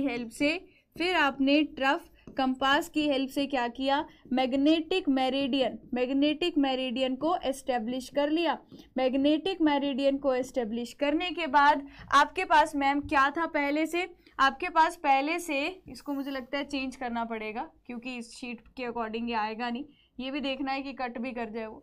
तो मैम इस पर आपने पहले से ए और बी पॉइंट्स जो हैं वो प्लॉट किए हुए थे। तो आपके इस मेथड में आपको वो पॉइंट ढूंढना है कि कहाँ मैं प्लेन टेबल को रखूं, या प्लेन टेबल का वो कौन सा पॉइंट होना चाहिए जहाँ से ये लाइन प्रॉपरली इसके ओरिएंट हो। तो हमने क्या करना है मैम, ए बी लाइन पहले से बनी हुई है, हम गए, हमने लेवल किया, हमने सेंटर किया, ट्रफ कंपास को रखा, फिर मैग्नेटिक नॉर्थ और साउथ जब 0 0 आया हमने इसको फिक्स कर दिया। ए बी लाइन पहले से बनी हुई है, मैंने ए पर एलिडेट रखा और ग्राउंड का जो ए पॉइंट था उसको देखते हुए एक री सेक्टर ड्रॉ कर दिया। जो अभी हम रैंडम किसी भी जगह पर खड़े हैं प्लेन टेबल को लेकर, ज़रूरी नहीं है ये वही स्टेशन हो, कहीं भी रैंडम मैं हूँ वहाँ पर ही सेंटरिंग करिए। तो मैंने क्या किया, ए पॉइंट से ग्राउंड वाले कैपिटल ए को देखता हुआ एक री सेक्टर ड्रॉ कर दिया। फिर मैंने क्या किया, बी से कैपिटल बी से मैंने ग्राउंड वाले बी पॉइंट को देखते हुए एक री सेक्टर ड्रॉ कर दिया। तो ग्राउंड का ए पॉइंट और हम ग्राउंड का बी पॉइंट, तो बी से पीछे की तरफ लाइन बनाई और ए से पीछे की तरफ लाइन बनाई, जहां पर इन दोनों लाइंस ने एक दूसरे को कट कर दिया, ये पॉइंट को आप नाम दे दीजिए स्मॉल पी। मतलब मैम ये स्मॉल पी कौन सा पॉइंट होगा, ये स्मॉल पी जो है ये शीट पर वो पॉइंट है जहां से अगर आप प्लेन टेबल को इस तरीके से रखो तो ये हमारी ग्राउंड वाली लाइन से प्रॉपरली ओरिएंट आएगा। तो इस पी को हम ग्राउंड पर भी एस्टेब्लिश कर सकते हैं with the help of plumbing fork. तो इसमें री सेक्शन किया, मतलब री सेक्टर ड्रॉ किए, कब, आफ्टर कंपास से ओरिएंटेशन करने के बाद, इसलिए इस मेथड का नाम क्या पड़ गया, री section after orientation from compass. Clear हो गया सबको, बोलिए। तो पहला स्टेप क्या था, पहला जो स्टेप था आपने प्लेन टेबल को आपने यहाँ पर क्या किया, लेवल किया और प्लेन टेबल को सेंटर किया। फिर दूसरी चीज क्या करी मैम, यहाँ पर आपने ओरिएंटेशन की। ओरिएंटेशन कैसे करी, ट्रफ कंपास से करी। फिर आपने तीसरा स्टेप क्या किया, आपने बैकवर्ड डायरेक्शन में री सेक्टर ड्रॉ करे। री सेक्टर ड्रॉ करने के लिए आपने एलिडेट का यूज किया। एलिडेट से आपने स्मॉल ए से कैपिटल ए की तरफ देखा और स्मॉल बी से कैपिटल बी की तरफ देखकर रे बनाई। फिर फोर्थ में क्या किया, जहां पर भी ये री सेक्टर कट कर रहे हैं, जहां पर भी ये री सेक्टर एक दूसरे को इंटरसेक्ट कर रहे हैं, तो वो वाला पॉइंट मुझे क्या मिल गया, एग्जैक्ट वो स्टेशन पॉइंट की अगर मैं वहां प्लेन टेबल को रखूं और वो हमारा पॉइंट है, मतलब कि अगर यहाँ प्लेन टेबल को रखते हैं और मैग्नेटिक नॉर्थ साउथ से आपने ओरिएंटेशन की है तो ये आपका प्रॉपरली ओरिएंटेड पोजीशन होगी ग्राउंड की। क्लियर है, ग्राउंड वाले पॉइंट्स की शीट के साथ। कुछ पूछना है किसी को कुछ पूछना है इस मेथड में, resection after orientation by compass, बोलो। जैसे resection after orientation by compass है वैसे ही आता है resection after orientation by back sighting. अब मैम इसमें क्या है, री सेक्शन ही करना है पर आफ्टर ओरिएंटेशन कैसे करवानी है, बैक साइटिंग से करवानी है। अब इसमें एक पॉइंट यहाँ पर थोड़ा सा अलग है, मैं समझा देती हूँ कि वो पॉइंट क्या है। मान लेते हैं अभी भी मैंने ग्राउंड पर 2 पॉइंट्स हैं जो ऑलरेडी पहले से प्लॉटेड है। अब सुनना, जो सारी कहानी बता रही हूँ वो यहाँ पर ध्यान से सुनना। अगर इंटरसेक्ट नहीं हुआ तो आपको प्लेन टेबल को उठाना है। तो आपको मान लो इंटरसेक्ट कहाँ हो रहा है, आप इस रे को बना रहे हो, जो कि हमारे साथ भी हुआ था जब हमने कॉलेज में किया था। तो आप इसको ना, ये रेज पीछे की तरफ जा रही थी इस वाले एग्जाम्पल में, जो मैंने एक एग्जाम्पल आपको दिखाया था यहाँ पर तो यहाँ जा रही है ना, तो आपको प्लेन टेबल को उठाना पड़ेगा। री सेक्टर को इरेज कर दो, पेंसिल से बना रहे हो, फिर प्लेन टेबल को नई जगह पे रखा, फिर वहां से आपने बनाया ये रेज। फिर देखा कट हो रहा है या नहीं, तो आपको प्लेन टेबल की पोजीशन को अलग जगह पर रखना पड़ सकता है। जरूरी नहीं है कि आप हमेशा पहली बार एक ऐसी एग्जैक्ट जगह पर खड़े हो जो वो प्रॉपरली ओरिएंट आ जाए। ठीक है, क्लियर प्रिया? अच्छा, अब मैं क्या कह रही थी, resector after orientation by back sighting. पर जब मैं आपको यहाँ पर बोर्ड पे समझा रही हूँ तो मैं ये मानकर चल रही हूँ कि हम पहली ही बार ऐसी जगह खड़े हैं जहाँ पर हमें शीट पर कट करता हुआ पॉइंट मिल गया है। प्रैक्टिकली ऐसा नहीं होता, पर हम अभी उस चीज़ को नहीं देख रहे, नहीं तो टाइम लग जाएगा समझने में, है ना। अब देखिए, तो हमने क्या किया मैम, दूसरा केस क्या है, दूसरा केस क्या है, resection after orientation by back sighting. इसमें क्या करना है, इसमें भी यहाँ पर बना रही हूँ मैं, इसमें भी ऑलरेडी प्लॉटेड है 2 पॉइंट्स, इसमें ऑलरेडी प्लॉटेड है 2 पॉइंट्स ए और बी, इनके बीच एक लाइन भी बनी हुई है। मुझे प्लेन टेबल की एक अब क्या हुआ कि पहले से प्लॉट हुआ है, अब मैंने क्या करना है, उसी जगह का और डिटेल कलेक्ट करना है।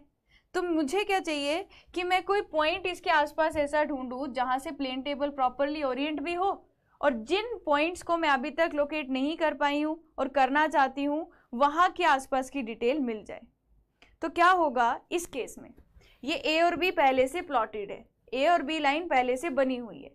इस मेथड की एक इम्पॉर्टेंट कंडीशन ये है कि मैम जो 2 पॉइंट्स आपने पहले से बनाए हैं, at least 1 point is accessible from, मतलब इज एक्सेसिबल, एक पॉइंट एक्सेसिबल होना चाहिए। मतलब देखो क्या हुआ, स्टेप देखना, अब यहाँ पर मैं स्टेप लिख भी दूंगी। तो मैंने क्या किया, मैंने मान लिया कि जो ए पॉइंट इस शीट पे बना हुआ है, या तो ए या तो बी, किसी एक जगह की पोजीशन मुझे पता होनी चाहिए, तभी मैं इस मेथड को यूज कर पाऊंगी। मैंने मान लिया कि मुझे ये पता है कि स्मॉल ए स्टेशन मेरा कहाँ पर था। मान लो आपका वो किसी ना किसी तरीके से आपने उसको कभी ना कभी मार्क किया हुआ था, ये स्मॉल ए स्टेशन आपको पता था कि कहाँ पर है। तो आपने क्या किया इस मेथड में, मैम आपने प्लेन टेबल को कहाँ पर सेट कर दिया, उसी ए के बिल्कुल ऊपर, प्लम्बिंग फॉग की हेल्प से इसको ऊपर ले, ए पॉइंट मुझे मिल गया। इस केस में जो लाइन ए बी आपने पहले से बनाई हुई है, जो ए बी लाइन आपने पहले से बनाई हुई है, उसका एक पॉइंट या तो ए या तो बी मुझे पहले से ग्राउंड पे भी पता होना चाहिए। ठीक है, तो ये मुझे पता है और एक्सेसिबल भी है, मतलब मैं प्लेन टेबल को यहाँ रख सकती हूँ। अब बी पॉइंट नहीं एक्सेसिबल, मान लिया बी पॉइंट नहीं एक्सेसिबल, तो बी पॉइंट पर है कोई बिल्डिंग है, कोई टावर है, कोई ऑब्जेक्ट है, वो सिर्फ मुझे दिखाई दे रहा है। तो अगर वो मुझे सिर्फ दिखाई दे रहा है, तो यहाँ से जहाँ मैंने ए पॉइंट को रखा है, बी पॉइंट दिखाई दे रहा है, ये लाइन हमारे पास क्या बिल्कुल सीधी जानी चाहिए, बताना क्या ये लाइन जो है बिल्कुल सीधी जानी चाहिए। ठीक है, इतनी कहानी तो सिंपल है।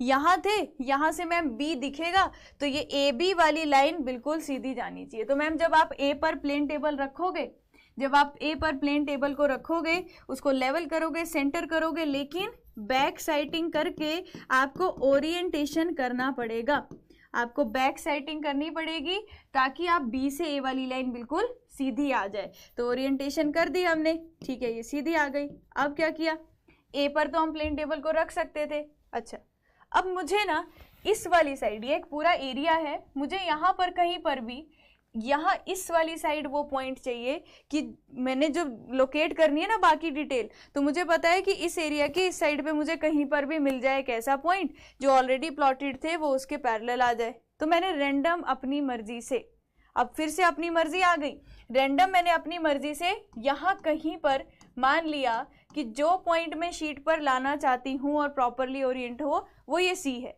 ये सिर्फ माना है हमने, वो सी है, माना है, ठीक है।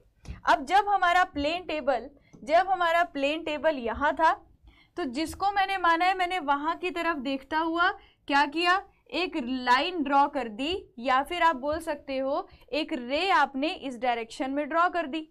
तो आपने जो पॉइंट माना है, क्योंकि ये माना है तो इसको सी डैश लिख लेते हैं। तो ए से लेकर मैम सी डैश तक का, ये सी डैश तक का जो लाइन थी, मान लो यहाँ तक थी, इसको आपने सी डैश लिख दिया। अभी नहीं पता ये वो पोजीशन है या नहीं, आपने ए से सी डैश की तरफ एक लाइन ड्रॉ कर दी। फिर आपने क्या किया, सी डैश से अपना हटाया वो यहाँ से रेंजिंग रोड, और फिर अपने प्लेन टेबल को सी पर लेकर गए। तो अब बताओ, जब प्लेन टेबल को इस पर लेकर जाओगे तो पहला काम क्या होगा, तो लेवल करोगे मैम, सेंटरिंग करेंगे। लेकिन ओरिएंटेशन ऐसी करनी पड़ेगी कि पिछली वाली लाइन जो है इसके बिल्कुल क्या आ जाए, पैरेलल आ जाए। तो यहाँ पर मैम जब आप ये ग्रीन वाली लाइन जो है, मैं इसी को ही एक्सटेंड कर देती हूँ यहाँ पर, तो ये वाली लाइन जो है वो पिछली लाइन के बिल्कुल पैरेलल आ जाए, है ना, तो ऐसा कुछ। और मैम ये वाली लाइन बिल्कुल पैरेलल आ जाए, ठीक है। और मैम इस पे ऑलरेडी क्या प्लॉटेड था, स्मॉल a पहले से बना हुआ था और स्मॉल b पहले से बना हुआ था। आपने c डैश यहाँ दिखाया था, मैंने मान लिया c डैश यहाँ पर है, ठीक है। अब क्या करना है मैम, जब आप इस जगह पर गए तो आपने फिर से क्या किया, बैक साइटिंग करके ओरिएंटेशन किया होगा। समझ आ रहा है सबको, बैक साइटिंग करके ओरिएंटेशन किया होगा, तभी तो ये ए सी डैश लाइन बिल्कुल सीधी आई है, एक ही लाइन में आए हैं। अब मैम हमने क्या करना है, आफ्टर ओरिएंटेशन सीधा सीधा समझ में आ रहा है, अभी सी डैश हमारी वो फिक्स पोजीशन नहीं है जो होनी चाहिए। अब मैम एक काम कीजिए, आप बी पर एलिडेट रखिए। अब एक काम कीजिए, आप बी पर एलिडेट रखिए, बी से कैपिटल बी को देखिए और वहां से पीछे की तरफ डायरेक्शन में एक रे बना दीजिए। तो वहां से पीछे की डायरेक्शन में रे बनाई, तो इस रे में ये दोनों एक दूसरे को कट करती हुई नहीं दिख रही है, तो मैंने मान लिया इसको मैंने बढ़ा दिया। जहां पर ये कट करती हुई मिलेगी वो मेरी एग्जैक्ट सी पोजीशन होगी ग्राउंड की, कि अगर मैं इस सी पर प्लेन टेबल को रखती हूँ, जो कि यही पोजीशन है, मान लीजिए इस सी को मैं क्या करूंगी ग्राउंड पर, इस सी को क्या करूंगी मैं ग्राउंड पर प्लम्बिंग फॉग से लोकेट कर दूंगी। मैंने शीट पे भी लोकेट कर दी, मैंने अपने प्लान या फिर शीट में वो पोजीशन ले आई जहां से अगर मैं पॉइंट्स को अब देखूं तो वो प्रॉपरली ओरिएंट आएंगे। समझ आया ये सी कहाँ आया। अब ये तो ये है कि इस डायग्राम में ये सी इधर ही आ गया, हो सकता था ये इधर चली जाती, इसको बढ़ाना पड़ता, तो जहां ये दोनों आपस में मिलते वो हमारा एक्चुअल पॉइंट होता। क्लियर हो गया, बोलिए क्लियर हो गया। Resection after orientation by back sighting में हमें क्या करना पड़ा मैम, पहले ओरिएंटेशन कर रहे थे, फिर बैक साइटिंग करके ओरिएंटेशन कर रहे थे, फिर रीसेक्टर बना रहे थे। तो यहाँ पर आपने एक लाइन बनाई, फिर यहाँ से रीसेक्टर बनाया बी से लेकर सी की तरफ। जल्दी से चैट सेक्शन में बताइए कि आपको नया स्टेशन कैसे मिलेगा, वो पता चल गया इस मेथड से, बोलो। तो रीसेक्शन मेथड के लिए, इसके लिए मुझे क्या पॉइंट ध्यान रखना है, इसके लिए मुझे यहाँ पर ये पॉइंट याद रखना है, ये तो 2 पॉइंट है। रीसेक्टर, एक मिनट, हाँ ये ना 2 पॉइंट प्रॉब्लम को हम बाद में करेंगे, 2 पॉइंट प्रॉब्लम हमारी बाद में आएगी।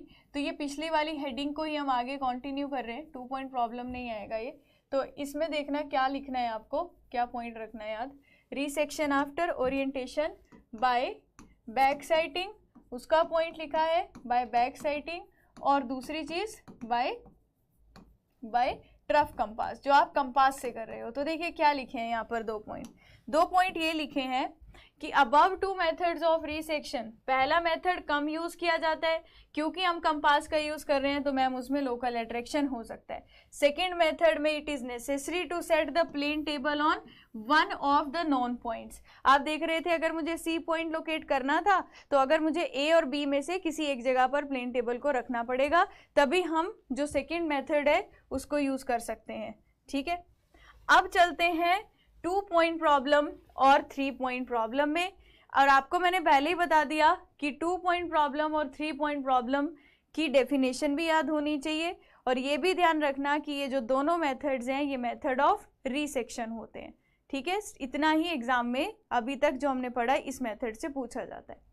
अब देखो सिंपल सी 2 पॉइंट प्रॉब्लम की डेफिनेशन ये है कि अगर ग्राउंड पर जो 2 पॉइंट्स हैं वो शीट पे पहले से प्लॉटेड थे।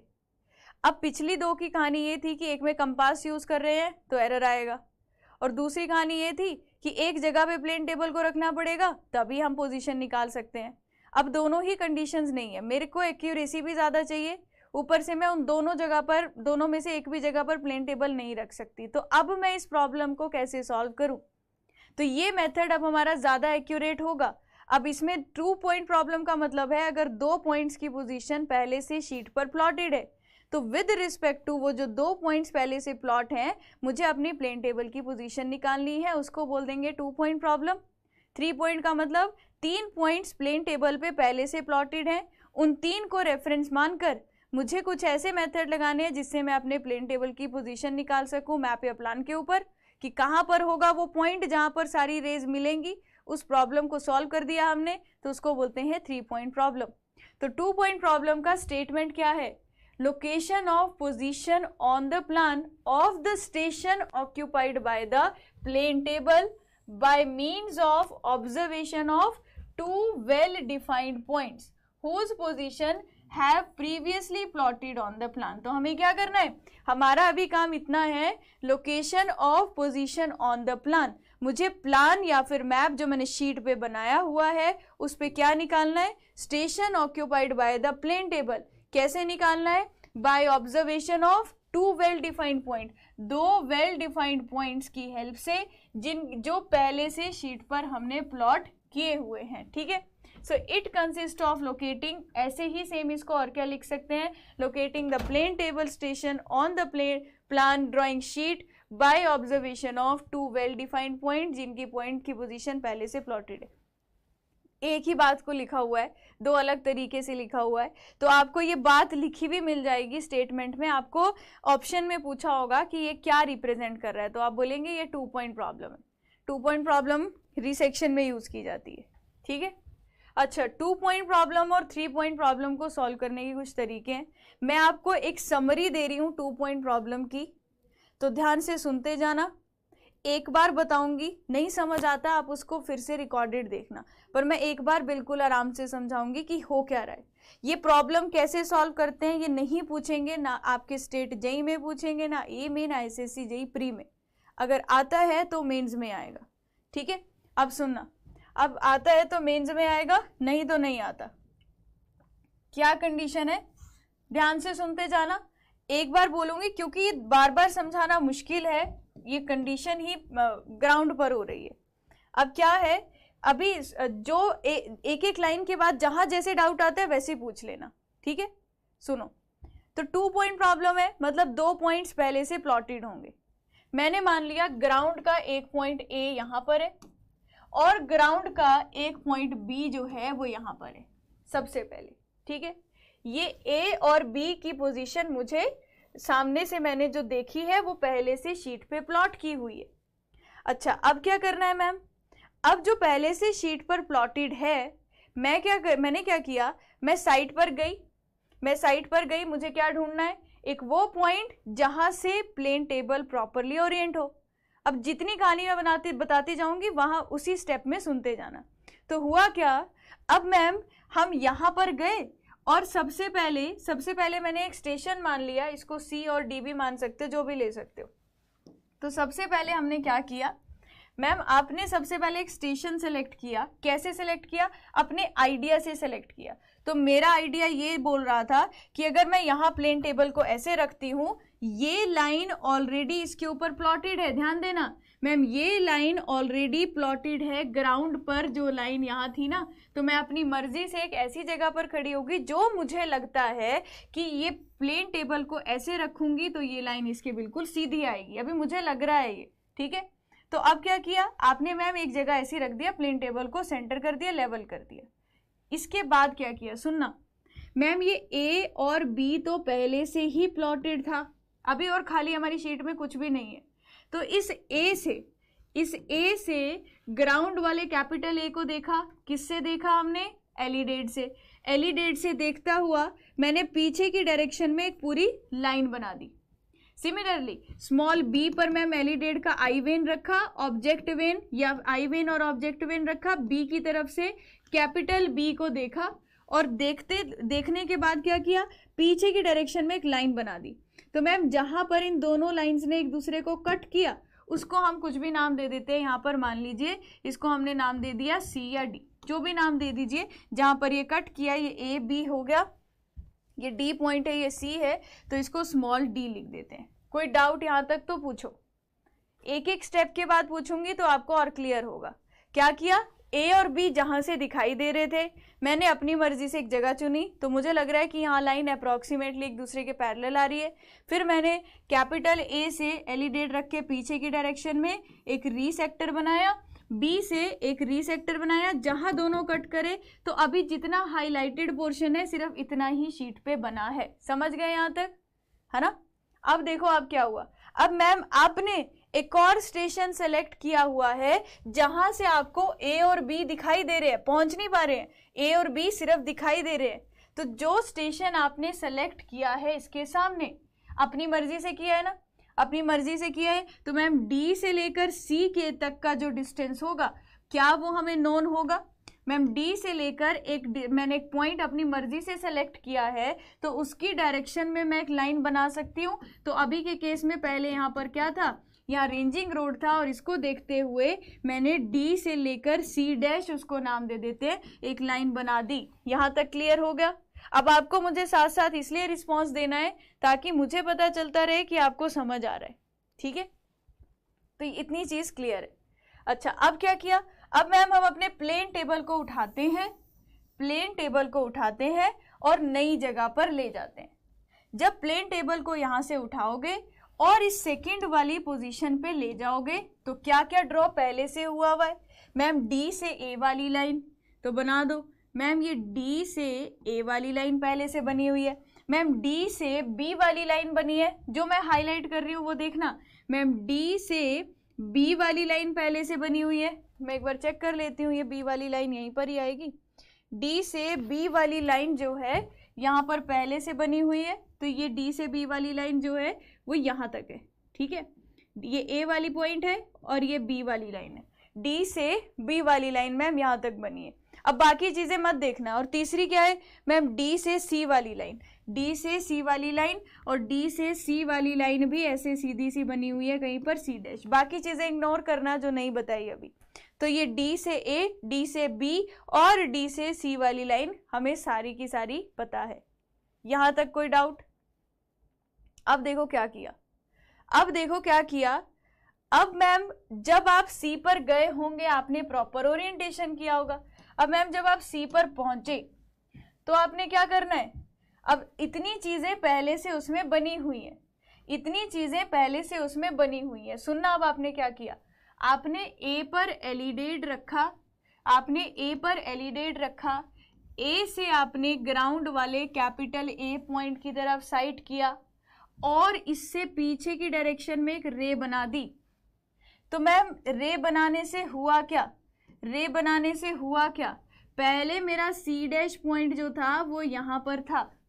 अब जब आपने पीछे की डायरेक्शन में रे बनाई तो जहां पर लाइन को उसने डीसी डैश को इसने जहां पर कट किया वो पॉइंट मेरा सी आ गया। मतलब सी पॉइंट यहां पर होना चाहिए, मतलब सी पॉइंट यहां पर होना चाहिए, ताकि मतलब अभी ओरिएंटेशन के स्टेप बाकी है पर सी पॉइंट यहां पर होना चाहिए। पहली चीज तो ये पता चल गई।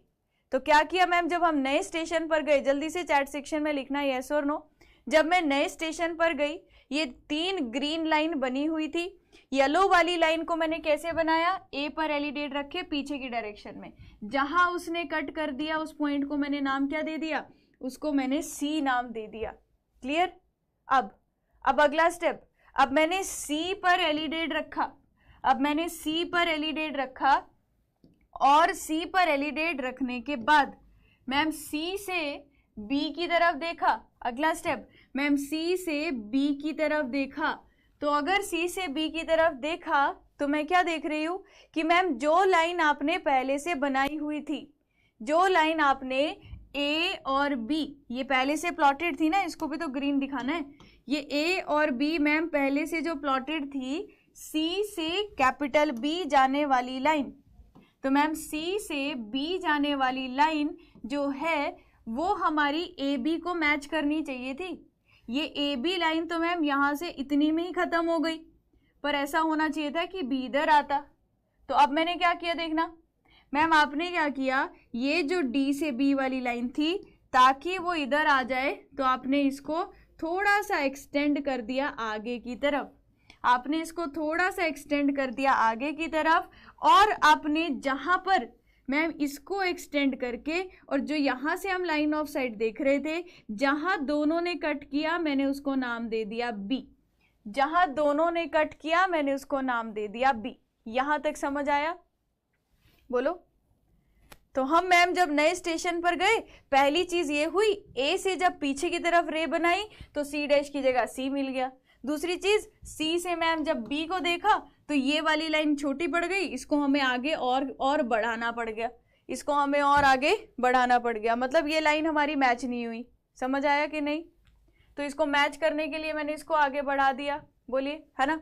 अब बढ़ा दिया। अब देखो, अब क्या करना है मैम? अब एक चीज और है, ये तो मुझे पता चल गया कि मेरी स्टेशन की पोजीशन सी होनी चाहिए। पहली चीज फिक्स है कि आपने स्टेशन सी फाइंड आउट कर लिया है।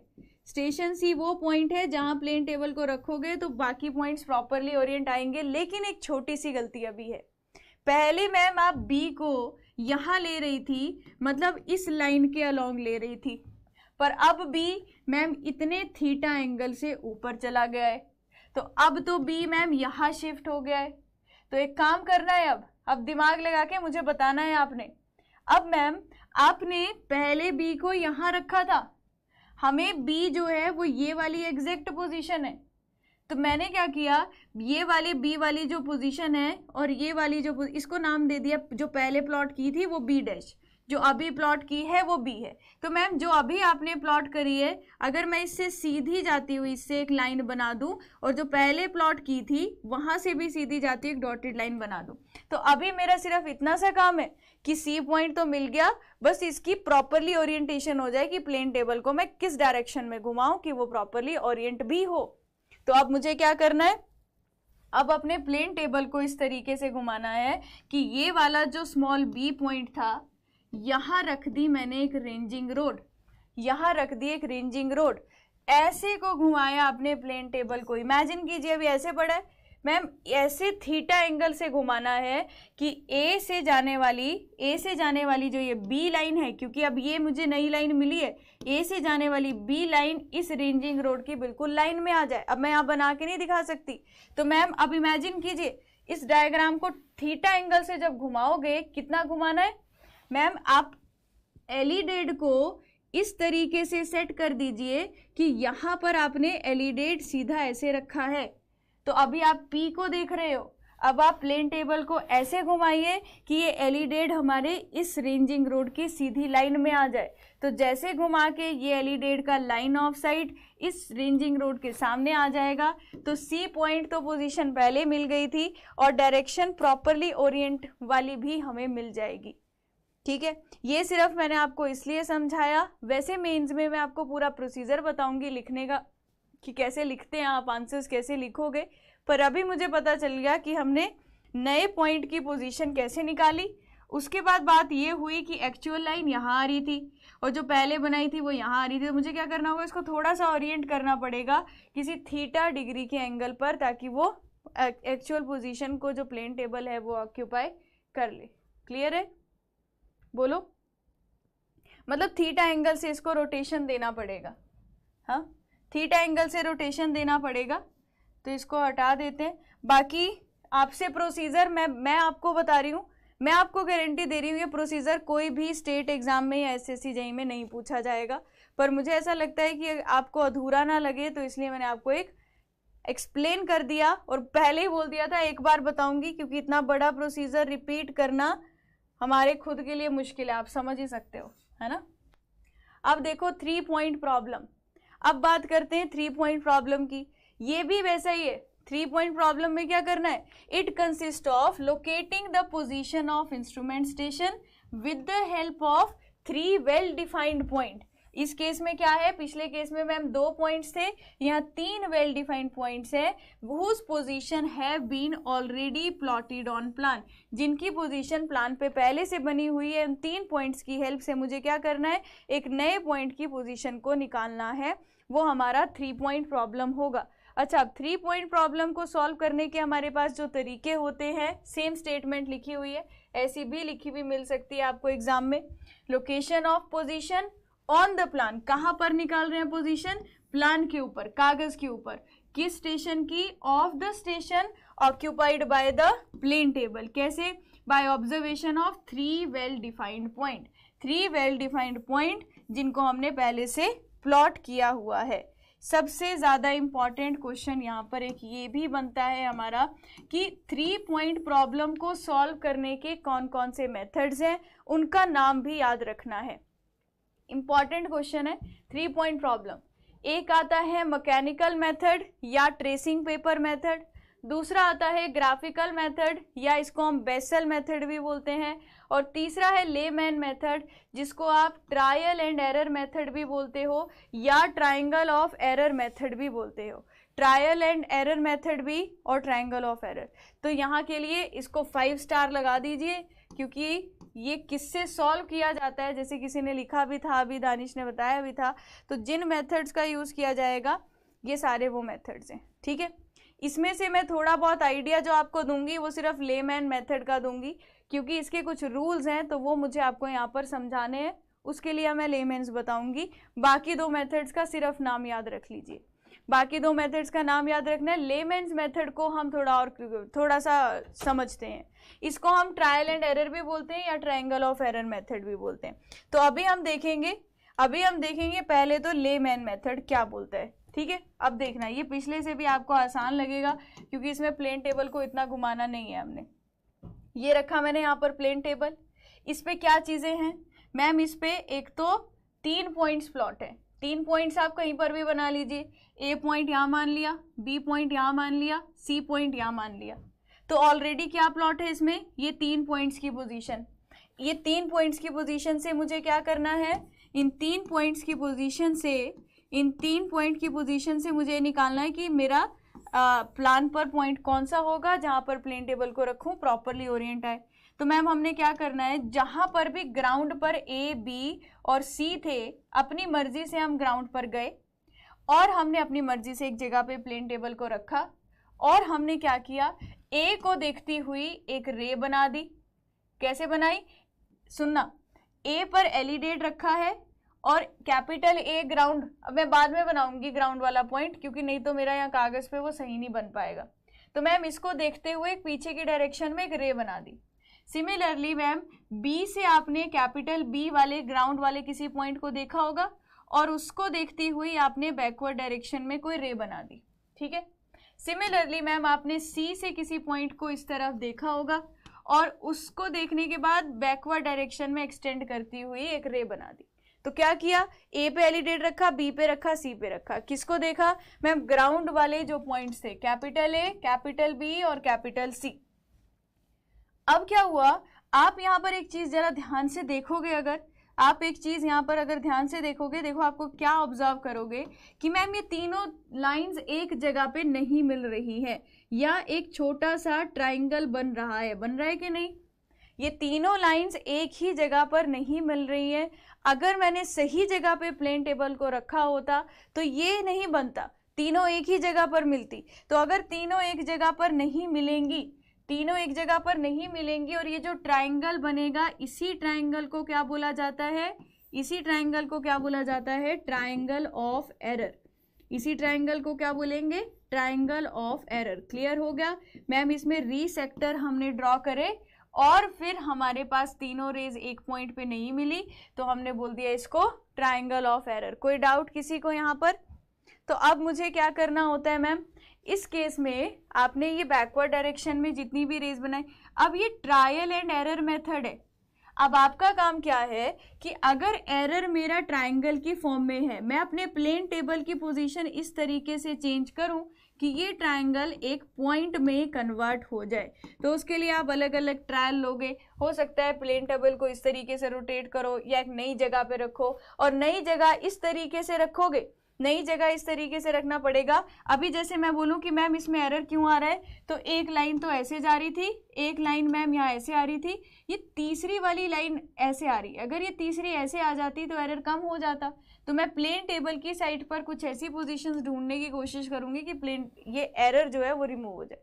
पहली बात पता चल गई ट्राइंगल ऑफ एरर क्या होता है, बोलो ट्राइंगल ऑफ एरर क्या होता है। तो अब मुझे क्या करना है, मैम रैंडम मैंने अपनी मर्जी से क्या किया, यहाँ पर ही कोई पॉइंट P सेलेक्ट कर लिया। अब मैंने मान लिया कि मेरा जो स्टेशन पॉइंट है वो स्टेशन पॉइंट कोई P है, तो हमें क्या करना है, हमें सिर्फ इस तरीके से अपने प्लेन टेबल को लेफ्ट घुमाना है, राइट घुमाना है, या पोजीशन चेंज करनी है कि हमारा ट्रायंगल मिनिमाइज हो जाए। ये समझ आ गया। अब मिनिमाइज करने के लिए हमें क्या करना पड़ता है, कुछ ना कुछ लेमैन रूल है हमारे पास। लेमैन्स रूल उसने दिए हैं कि ये रूल आपकी साइट पर हेल्प कर सकते हैं इस ट्रायंगल ऑफ एरर को क्या करने के लिए, एक छोटा सा पॉइंट बनाने के लिए।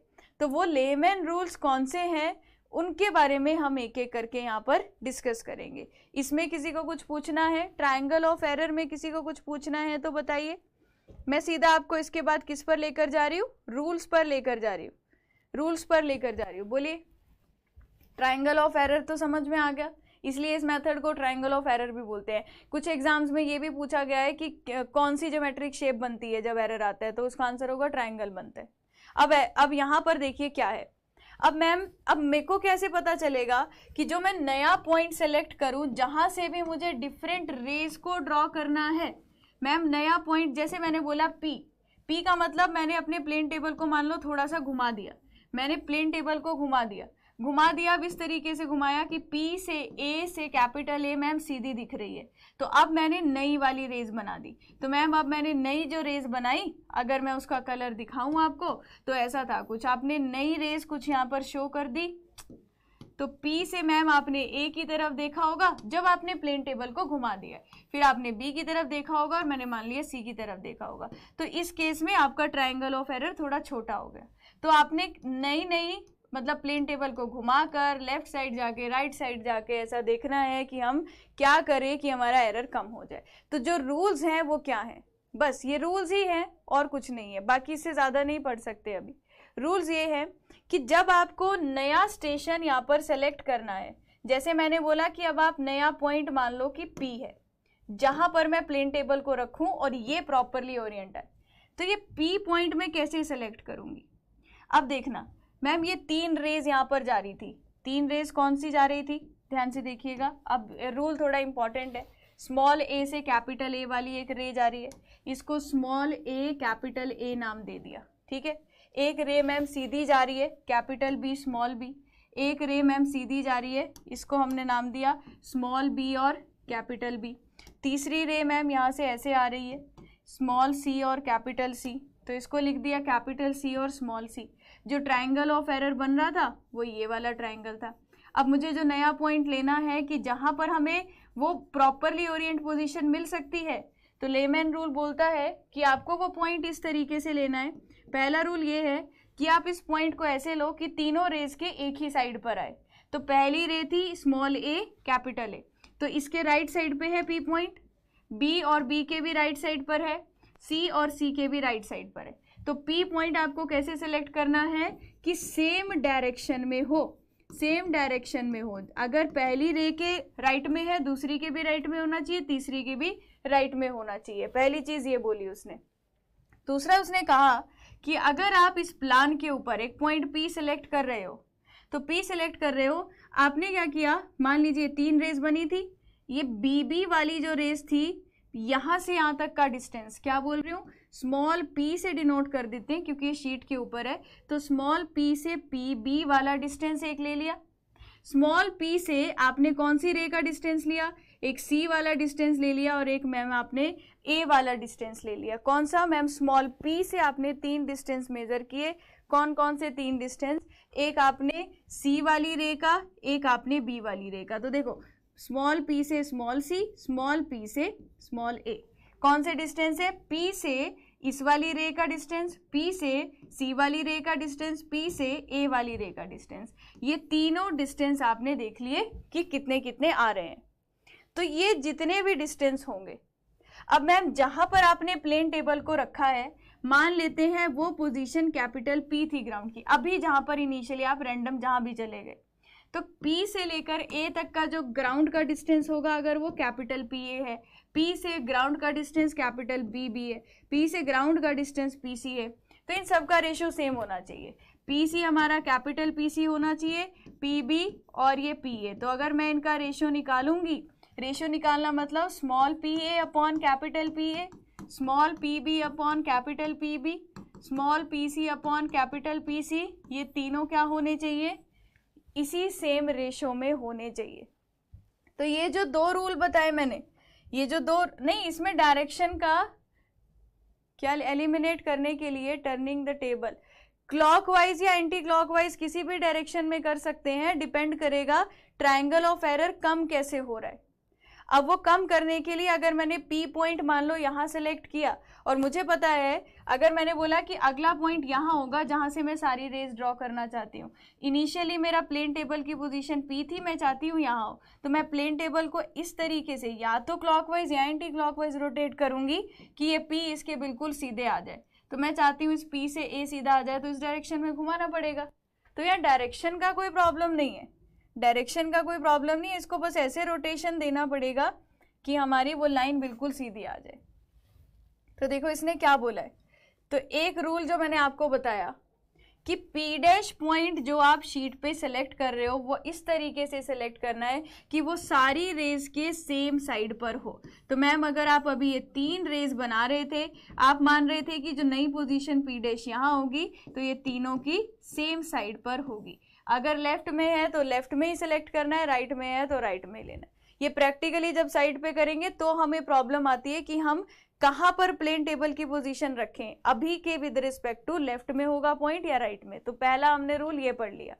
एक रूल हमने ये देखा कि अगर मैं इन सब का रेशियो देखूं, P dash should be so chosen that it's distance from री सेक्टर रिस्पेक्टिवली, री सेक्टर से जो इसका डिस्टेंस होगा किस प्रोपोर्शन में होना चाहिए, distance from A B C. इसका मतलब मैम अगर आप ये पहला री सेक्टर बना रही थी स्मॉल बी कैपिटल बी, जो आपने पी डैश सेलेक्ट किया है, इनके बीच का जो डिस्टेंस था उसको मैंने क्या बोला, पी डैश, और मान लो बोल दिया बी डैश, ठीक है।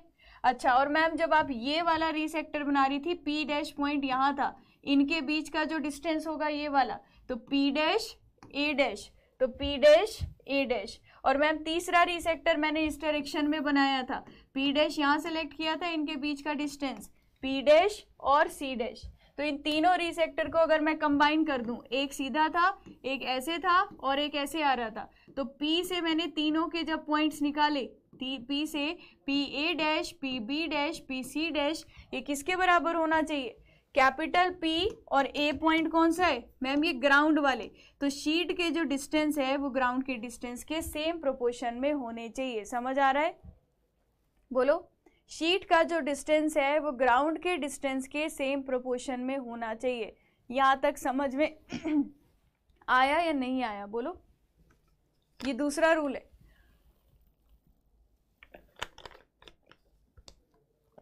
जैसे पहली बार पढ़ रहे हो तो मुझे लगता है शायद आपको ये फास्ट लग रहा हो, पर इस क्लास को आपको रिकॉर्डेड देखने की ज़रूरत पड़ ही जाएगी, क्योंकि आपको ये जितने भी मेथड्स हैं उसको प्रैक्टिकली अगर समझना है। पहली बात तो प्रैक्टिकल आपने किया नहीं है, दूसरी बात सिर्फ यहाँ पर ड्रॉ करके समझाने में जितना बेस्ट सब तरीके से समझा सकते हैं मैं कोशिश तो कर रही हूँ ऐसे समझा सकूँ। बाकी ये मेथड्स का एक्सप्लेनेशन आपको प्री में नहीं आता है, ये सिर्फ मैं आप लोगों को इसलिए मतलब बता रही हूँ क्योंकि मतलब होता है ना, आपने जैसे 3 पॉइंट प्रॉब्लम पढ़ा, पता ही नहीं है क्या होता है, तो अब आपको अगर कोई बंदा पूछता भी है कि 3 पॉइंट प्रॉब्लम तुझे पता है क्या होगा, तो आप उसको एक आइडिया दे सकते हो कि क्या है ना। मतलब मैं नहीं चाहती कि आप इस मेथड में बिल्कुल जीरो से सिर्फ ये याद करके जाएं कि लेमैन मेथड था। मैं चाहती हूँ कि जब मैं आपको मेंस के लिए बताऊंगी क्वेश्चंस तो आपको पहले से पता हो, हाँ मैम लेमैन बताया था, ट्रायंगल ऑफ एरर आता था, ट्रायंगल ऑफ एरर को हम पॉइंट बनाना चाहते थे इसलिए हम इसको पढ़ रहे हैं, नहीं तो करवाने को उसमें सीधा नाम लिखवाती और आंसर तो तब भी बन जाते आपके। नहीं नहीं, नाराज क्यों, ऐसा लग रहा है आप लोगों को? आज मैं थोड़ा बेटर फील नहीं कर रही हूँ, मतलब हेल्थ वाइज, तो मुझे ऐसा लग रहा था कि शायद मैं आज अपना 100% आपको नहीं दे पाऊँ, ऐसा लग रहा था। लेकिन जब मैं क्लास में आती हूँ तो वो जो प्रॉब्लम या हेल्थ वाली कुछ होती है तो वो ठीक हो जाती है। पर मुझे जब मैं क्लास में आई थी तो मुझे अभी ऐसा फील हुआ था कि अगर मुझे क्लास नहीं ली जाएगी तो शायद मैं कहीं एंड ना कर दूँ। पर मैं देख रही हूँ कि पढ़ते पढ़ते हमारा टाइम मतलब हो गया और हमारे टॉपिक्स भी कवर हो गए। नाराज़ नहीं हूँ, बस टॉपिक भी थोड़ा ऐसा है तो उस वजह से आप लोगों को लग रहा होगा, है ना। और आज आपसे बात करने का भी टाइम नहीं मिला तो शायद ये भी एक रीज़न हो सकता है। अच्छा, लास्ट रूल है, वो लास्ट रूल सुन लेते हैं। मुझे लग रहा है आप लोग नाराज हो गए हैं इसलिए मुझसे, है ना। मैं आप लोगों से आज ज़्यादा इंटरेक्ट नहीं कर रही हूँ, शायद कि आप लोग नाराज हो गए, ऐसा लग रहा है मुझे। अच्छा, रूल देख लीजिए, 2 रूल हमें पता चल गए। जो अगला रूल है वो क्या है? If station P is outside the great triangle. Great triangle क्या होता है? मान लीजिए ग्राउंड पर A पॉइंट यहाँ था, B पॉइंट यहाँ था और C पॉइंट यहाँ था। कौन से पॉइंट है ये? मैम ग्राउंड पर आप जिन पॉइंट्स की पोजीशन को निकाल रहे थे, तो ग्राउंड पर जिन 3 पॉइंट्स की पोजीशन जो ऑलरेडी शीट पर प्लॉटेड थी, इन तीनों को ज्वाइन कर दीजिए। तो ग्राउंड वाले इन सभी पॉइंट्स की पोजीशन को आप ज्वाइन कर दीजिए। जो ट्राइंगल बनेगा उसको क्या बोलते हैं? उसको क्या बोलते हैं आप? Great triangle. तो 3 पॉइंट प्रॉब्लम में हमेशा 3 पॉइंट्स होंगे। 3 पॉइंट्स को ज्वाइन करता हुआ जो ट्राइंगल होगा वो ग्रेट ट्राइंगल होगा। इन तीनों पॉइंट्स को टच करता हुआ जाता हुआ एक सर्कल, ये तीनों पॉइंट है, इन तीनों से टच करता हुआ जाता हुआ एक सर्कल बना दो। मान लो ऐसे बनेगा नहीं, थोड़ा ठीक है, पर इन तीनों को टच करता हुआ जाता हुआ एक सर्कल बनाया। इस सर्कल को क्या बोलते हैं? इस सर्कल को बोलते हैं ग्रेट सर्कल।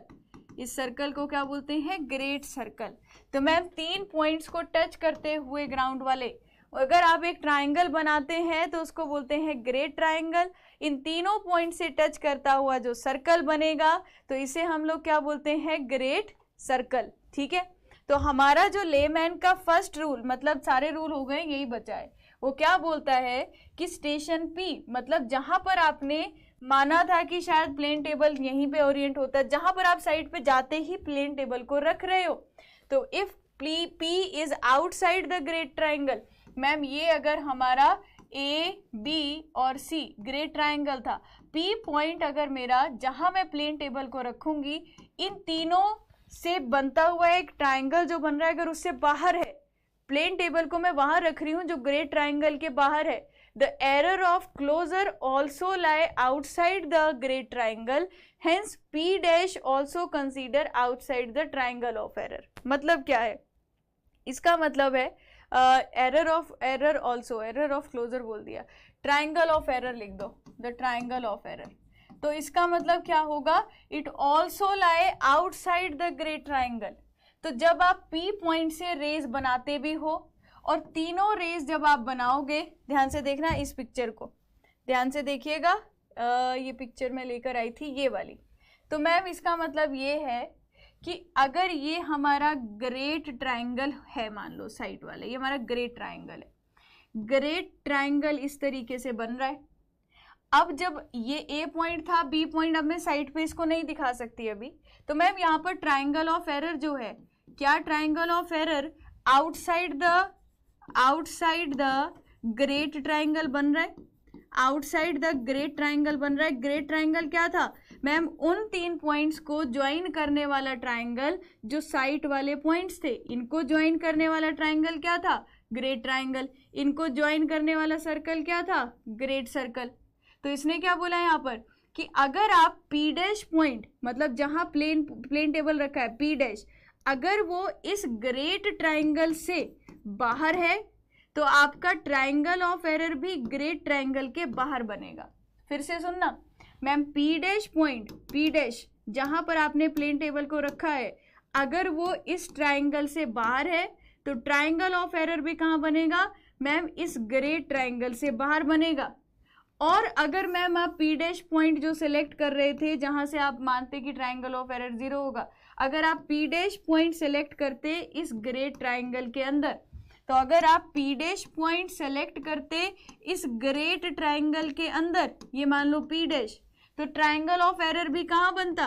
तो ट्राइंगल ऑफ एरर भी मैम कहाँ बनता? Inside the great triangle. समझ में आया या नहीं आया? बोलो। तो मैम जो P डैश पॉइंट है जहां पर आप अभी प्लेन टेबल को लेकर खड़े हो, या फिर जब आप नया पॉइंट कंसीडर करोगे, जो नया पॉइंट आप कंसीडर करोगे, अगर वो पॉइंट इस ट्राइंगल के अंदर कहीं आ रहा है, तो आपका जो ट्राइंगल ऑफ एरर है वो यहीं कहीं बनेगा, नहीं तो आपका ट्राइंगल ऑफ एरर बाहर बनेगा। ये उसके कुछ एडवांस रूल्स थे। तो यहाँ पर देखिए पहला क्या लिखा है, तो अगर स्टेशन P ग्रेट ट्राइंगल के बाहर है तो ट्राइंगल ऑफ एरर भी कहाँ बनेगा? ग्रेट ट्राइंगल के बाहर बनेगा।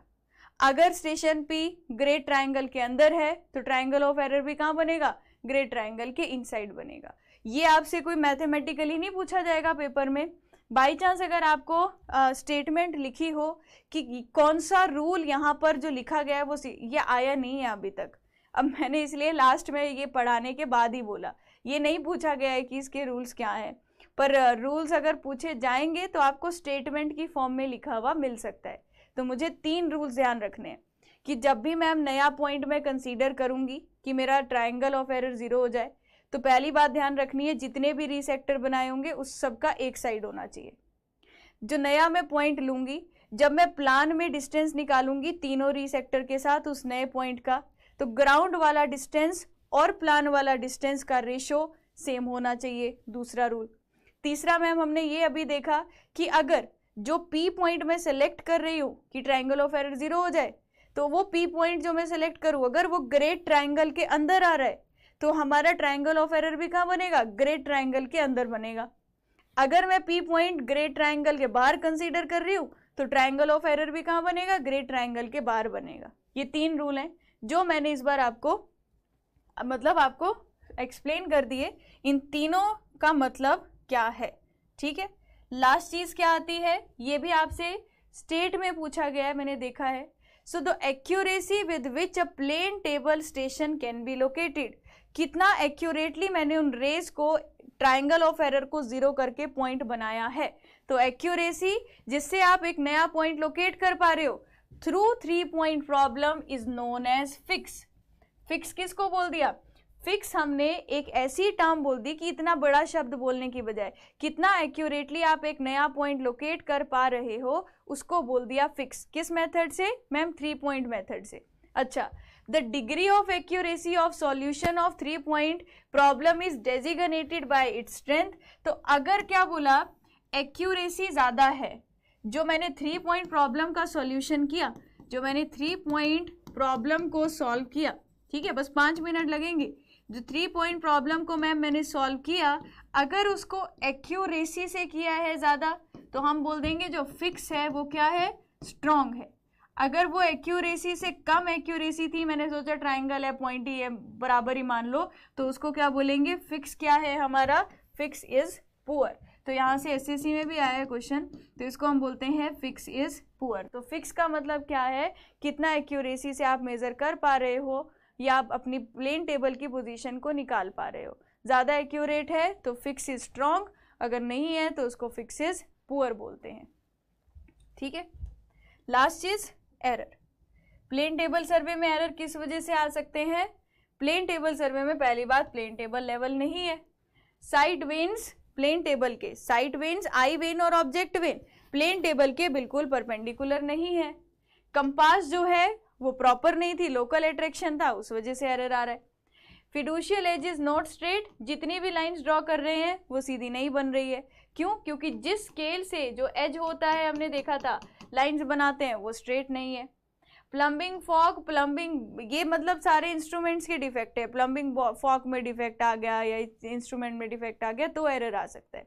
लेकिन मेरे से पूछा जाएगा फिर भी, जब आप साइड पे प्लेन टेबल सर्वे कर रहे हो, ये तो वो सारे थे जो इंस्ट्रूमेंट में डिफेक्ट हैं, सबसे ज्यादा एरर बताओ किस ऑपरेशन में आ सकता है, अगर जनरली मैं आपसे पूछूं सबसे ज्यादा एरर मुझे किस ऑपरेशन में देखने को मिल सकता है। अगर ऑपरेशन की बात करूं, लेवलिंग में एरर आ सकता है, सेंटरिंग में एरर आ सकता है, या ओरिएंटेशन में एरर आ सकता है। अगर मैं ये 3 ऑप्शन देती हूं तो किस ऑप्शन को आप करेक्ट मानोगे, बताओ। कि मैम अगर मैं आपसे पूछूं अभी कि प्लेन टेबल सर्वे करते टाइम ज़्यादातर कौन सा एरर देखने को मिल सकता है, तो कमेंट सेक्शन में आंसर कीजिए कि आपको ऐसा लगता है कि हम इस चीज़ में गलती कर सकते हैं। जब आपको लग रहा है इस चीज़ में गलती कर सकते हैं तो इसका मतलब वहाँ पर गलती होने के चांसेस हैं। बोलिए। तो दीपक ने कहा है ओरिएंटेशन, बाकी लोगों को क्या लगता है किस चीज़ में ज़्यादातर एरर देखने को मिलेगा? ओरिएंटेशन में ही एरर देखने को मिलता है। बिल्कुल करेक्ट कहा प्रिया कुमारी आपने भी। जब हम नई जगह पे जाएंगे बैक साइटिंग करके ओरिएंटेशन करना है, अगर वो सही नहीं हुआ, यही एक एरर है जो रिपीटेड आपको ज़्यादातर देखने को मिलेगा, क्योंकि लेवलिंग सेंटरिंग तो हम पहले से करते आ रहे हैं। ज़्यादा अगर हम कंपास की हेल्प से भी कर रहे हैं मैम यहाँ पर नॉर्थ साउथ डिफाइन, तब भी हमें एरर देखने को मिल सकता है। तो हम बोल सकते हैं ओरिएंटेशन में एरर है। तो ये क्वेश्चन एग्जाम में भी आया है। हाँ, दानिश, अनन्या, देवाव्रता सब लोग सही बता रहे हैं, तो इसका आंसर ओरिएंटेशन करके आना। बस इतना ही था प्लेन टेबल सर्वे में। मैं आपको एक बार बता देती हूँ इसमें याद क्या रखना है। इसमें सबसे पहले तो आपको याद रखने की तो ज़रूरत नहीं पड़ेगी, आपको इसका एडवांटेज याद रखना है, लिमिटेशन याद रखना है। आपको याद रखना है ये वो सर्वे था जिसमें हमने सेम टाइम पे शीट को प्लॉट किया। आपसे यहाँ पर क्वेश्चन पूछा जाता है जॉनसन टेबल का साइज, आपसे पूछा जाता है जॉनसन टेबल का साइज। इसके बाद जो आपने एक्सेसरीज पढ़ी उसका यूज़ पूछा जाता है, एक्सेसरीज का यूज़ पूछा जाता है, जिसमें आपसे फिडुशियल एज किस में यूज़ होता है, जैसे मैंने देखा है बहुत बार आया है, फिडुशियल एज किस में यूज़ होता है, साइटिंग के लिए किसको यूज़ करते हैं। तो आपको याद रखना है एलिडेट, हिली एरियाज़ में कौन सा एलिडेट यूज़ करेंगे, हिली एरियाज़ में मैम टेलीस्कोपिक एलिडेट। तो एक्सेसरी से क्वेश्चन आता है। तीसरा जो हमने मेथड्स पढ़े, तीसरा हमने पढ़ा सेटिंग कैसे करना है प्लेन टेबल की, इसके हमने 4 स्टेप्स देखे। तो पहले फिक्स कर लो, फिर उसके बाद लेवल कर लो, फिर तीसरे पे आप उसको सेंटरिंग करो, और सेंटरिंग के बाद ओरिएंटेशन करो। तो ओरिएंटेशन में आपको पूछा जाएगा कौन सा ज़्यादा एक्यूरेट है, तो क्या आंसर करोगे मैम, बाय बैक साइटिंग। कौन सा ज़्यादा एक्यूरेट था ओरिएंटेशन करने के लिए, ओरिएंटेशन के लिए मैम बैक साइटिंग। सेटिंग करने के बाद आपको मेथड्स पूछे जाते हैं, मेथड्स ऑफ प्लेन टेबलिंग। तो मैम मेथड्स में कैसा सवाल आएगा, अगर एक ही जगह से सारे स्टेशन दिखाई दे रहे हैं तो आप क्या बोलेंगे मैम, रेडिएशन यूज़ कर लो। अगर आपको 2 स्टेशन क्लियरली विजिबल हैं बट नॉट एक्सेसिबल, विजिबल तो हैं बट नॉट एक्सेसिबल, तो ऐसा क्वेश्चन पूछा जाएगा, तो कौन सा मेथड यूज़ करेंगे, आप बोलेंगे इंटरसेक्शन, या बोलेंगे इंटरसेक्शन मेथड कब यूज़ करना है, स्टेटमेंट लिखी होगी आपको वो पहचाननी है। ट्रेवर्सिंग में कुछ नहीं पूछा जाता क्योंकि ये सेम रहता है हमारा, जैसे हमारा कंपास में था और जैसा हमारा थियोडोलाइट में था, इसमें कोई ज़्यादा बड़ा सवाल नहीं पूछा जाता। आपसे पूछा जाएगा रीसेक्शन करते क्यों है, रीसेक्शन क्यों किया जाता है, तो एक उस पॉइंट की पोजीशन को निकालने के लिए जो ऑलरेडी शीट पर पहले से प्लॉटेड था। आपसे पूछा जाएगा रीसेक्शन करने के मेथड, 4 मेथड बताए थे। रीसेक्शन करने के पहले 2 मेथड तो आसान थे, लेकिन उसके बाद आ गया एक 2 पॉइंट प्रॉब्लम और एक आ गई 3 पॉइंट प्रॉब्लम। तो 3 पॉइंट प्रॉब्लम को सॉल्व कैसे कर सकते हैं, तो ये मैं वो लिख रही हूँ जो ऑब्जेक्टिव में आते हैं। इसको सॉल्व करने के कितने तरीके हैं मैम, आप इसको ग्राफिकल भी कर सकते हो, इसको आप ग्राफिकल भी, इसका नाम याद रखना कि क्या है, ठीक है। दूसरा हम इसमें क्या ट्रेसिंग पेपर मेथड भी लगा सकते हैं, ट्रेसिंग पेपर। और तीसरा मैम हम इसमें ट्रायल एंड एरर मेथड लगा सकते हैं, ट्रायल एंड एरर मेथड लगा सकते हैं।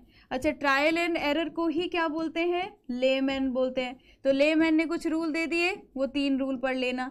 उसके बाद ध्यान रखना मैक्सिमम केसेस में जो आपको एरर देखने को मिलेगा प्लेन टेबल में, वो कौन सा मिलेगा, ओरिएंटेशन का देखने को मिलेगा। ये हो गई हमारे पूरे चैप्टर की समरी जो आपने आज की क्लास में पढ़ा। और मेरे को लगता है कि अगर आपने क्लास में ध्यान से सुना होगा तो आधे से ज़्यादा चीज़ें अभी जो मैंने बोर्ड पे लिखी हैं, मुझे नहीं लगता कि आपको वो समझ नहीं आई होंगी। प्रोसीजर में आपको डाउट हो सकता है, प्रोसीजर ऑब्जेक्टिव एग्जाम में नहीं आता है, ठीक है। मेंस में अगर कुछ लिखने के लिए आएगा मैं आपको एक एक लाइन समझाऊंगी, पर अभी जो पेपर आपको निकालने हैं उसके लिए इतना मोर देन सफिशिएंट होगा। अगर मैं आपको बोलूँ समरी ऑफ आज दोनों की क्लासेस, दोनों जो हमने क्लासेस करी है उसकी पूरी समरी है, ठीक है। क्लियर हो गया। आधी से ज़्यादा चीज़ें अगर आपने ध्यान से सुनी है तो मुझे नहीं लगता उसमें डाउट होना चाहिए, है ना। अब आप बोल रहे होंगे आज मैम ने 10 मिनट ज़्यादा ले लिए, ये 10 मिनट ज़्यादा इसलिए तो नहीं ले लिए कि कल वाली क्लास में पहले छोड़ दिया था, है ना। अब देखो एक काम करना है, आज जो मैंने बोर्ड पे लास्ट में 3-4 मतलब बोर्ड पे थोड़ा समरी में बताई चीज़ें, उस पर एक बार नज़र मार लेना, ठीक है। जो बोर्ड पर समरी लिखी है उस पर एक बार नज़र मार लेना। और कल हम एक नया चैप्टर स्टार्ट करेंगे फोटोग्रामेट्री। कोई भी डाउट आता है तो आप डाउट सेक्शन में पूछ लेना, या कल वाली क्लास में जल्दी आ जाना, थोड़ा 6 बजे ज्वाइन कर लेना। और फिर जो डाउट होते हैं मैं कोशिश करती हूँ कि क्लास में ही हमारे वो डाउट जो है वो क्लियर हो जाए, कुछ डाउट जो क्लास में हो सकते हैं, तो है ना। तो कल मिलते हैं अब हम लोग अपने नए चैप्टर के साथ, फोटोग्रामेट्री के साथ। और इसका डीपीपी के क्वेश्चंस लगा लेना आप आज या फिर कल की क्लास से पहले, तो आपको और ज़्यादा क्लैरिटी आ जाएगी कि यहाँ से कैसे सवाल पूछे जाते हैं, है ना। बिल्कुल मोर देन इनफ है दानिश, प्रीलिम्स के लिए मोर देन इनफ है। प्रिंसिपल भी याद रखना इसका, वो लिखा नहीं मैंने वो। चलो तो अभी की क्लास को मैं यहीं पर एंड करती हूँ और कल 6 बजे मिलते हैं। अब तो कुछ क्लासेस ही बची हैं बस, फिर सर्वे हमारा कंप्लीट हो जाएगा। हाँ मुझे ध्यान नहीं रहा दानिश, मैं खुद टेलीग्राम बहुत कम यूज़ करती हूँ, मैं आपको क्या बताऊँ, पर आज हो जाओगे अनलॉक, ठीक है। चलिए तो अभी कल की क्लास में मिलेंगे, थोड़ा बहुत रिवाइज करके आइएगा और अच्छे से रेस्ट कीजिएगा और कल मिलते हैं। Okay, thank you everyone, bye bye, good night.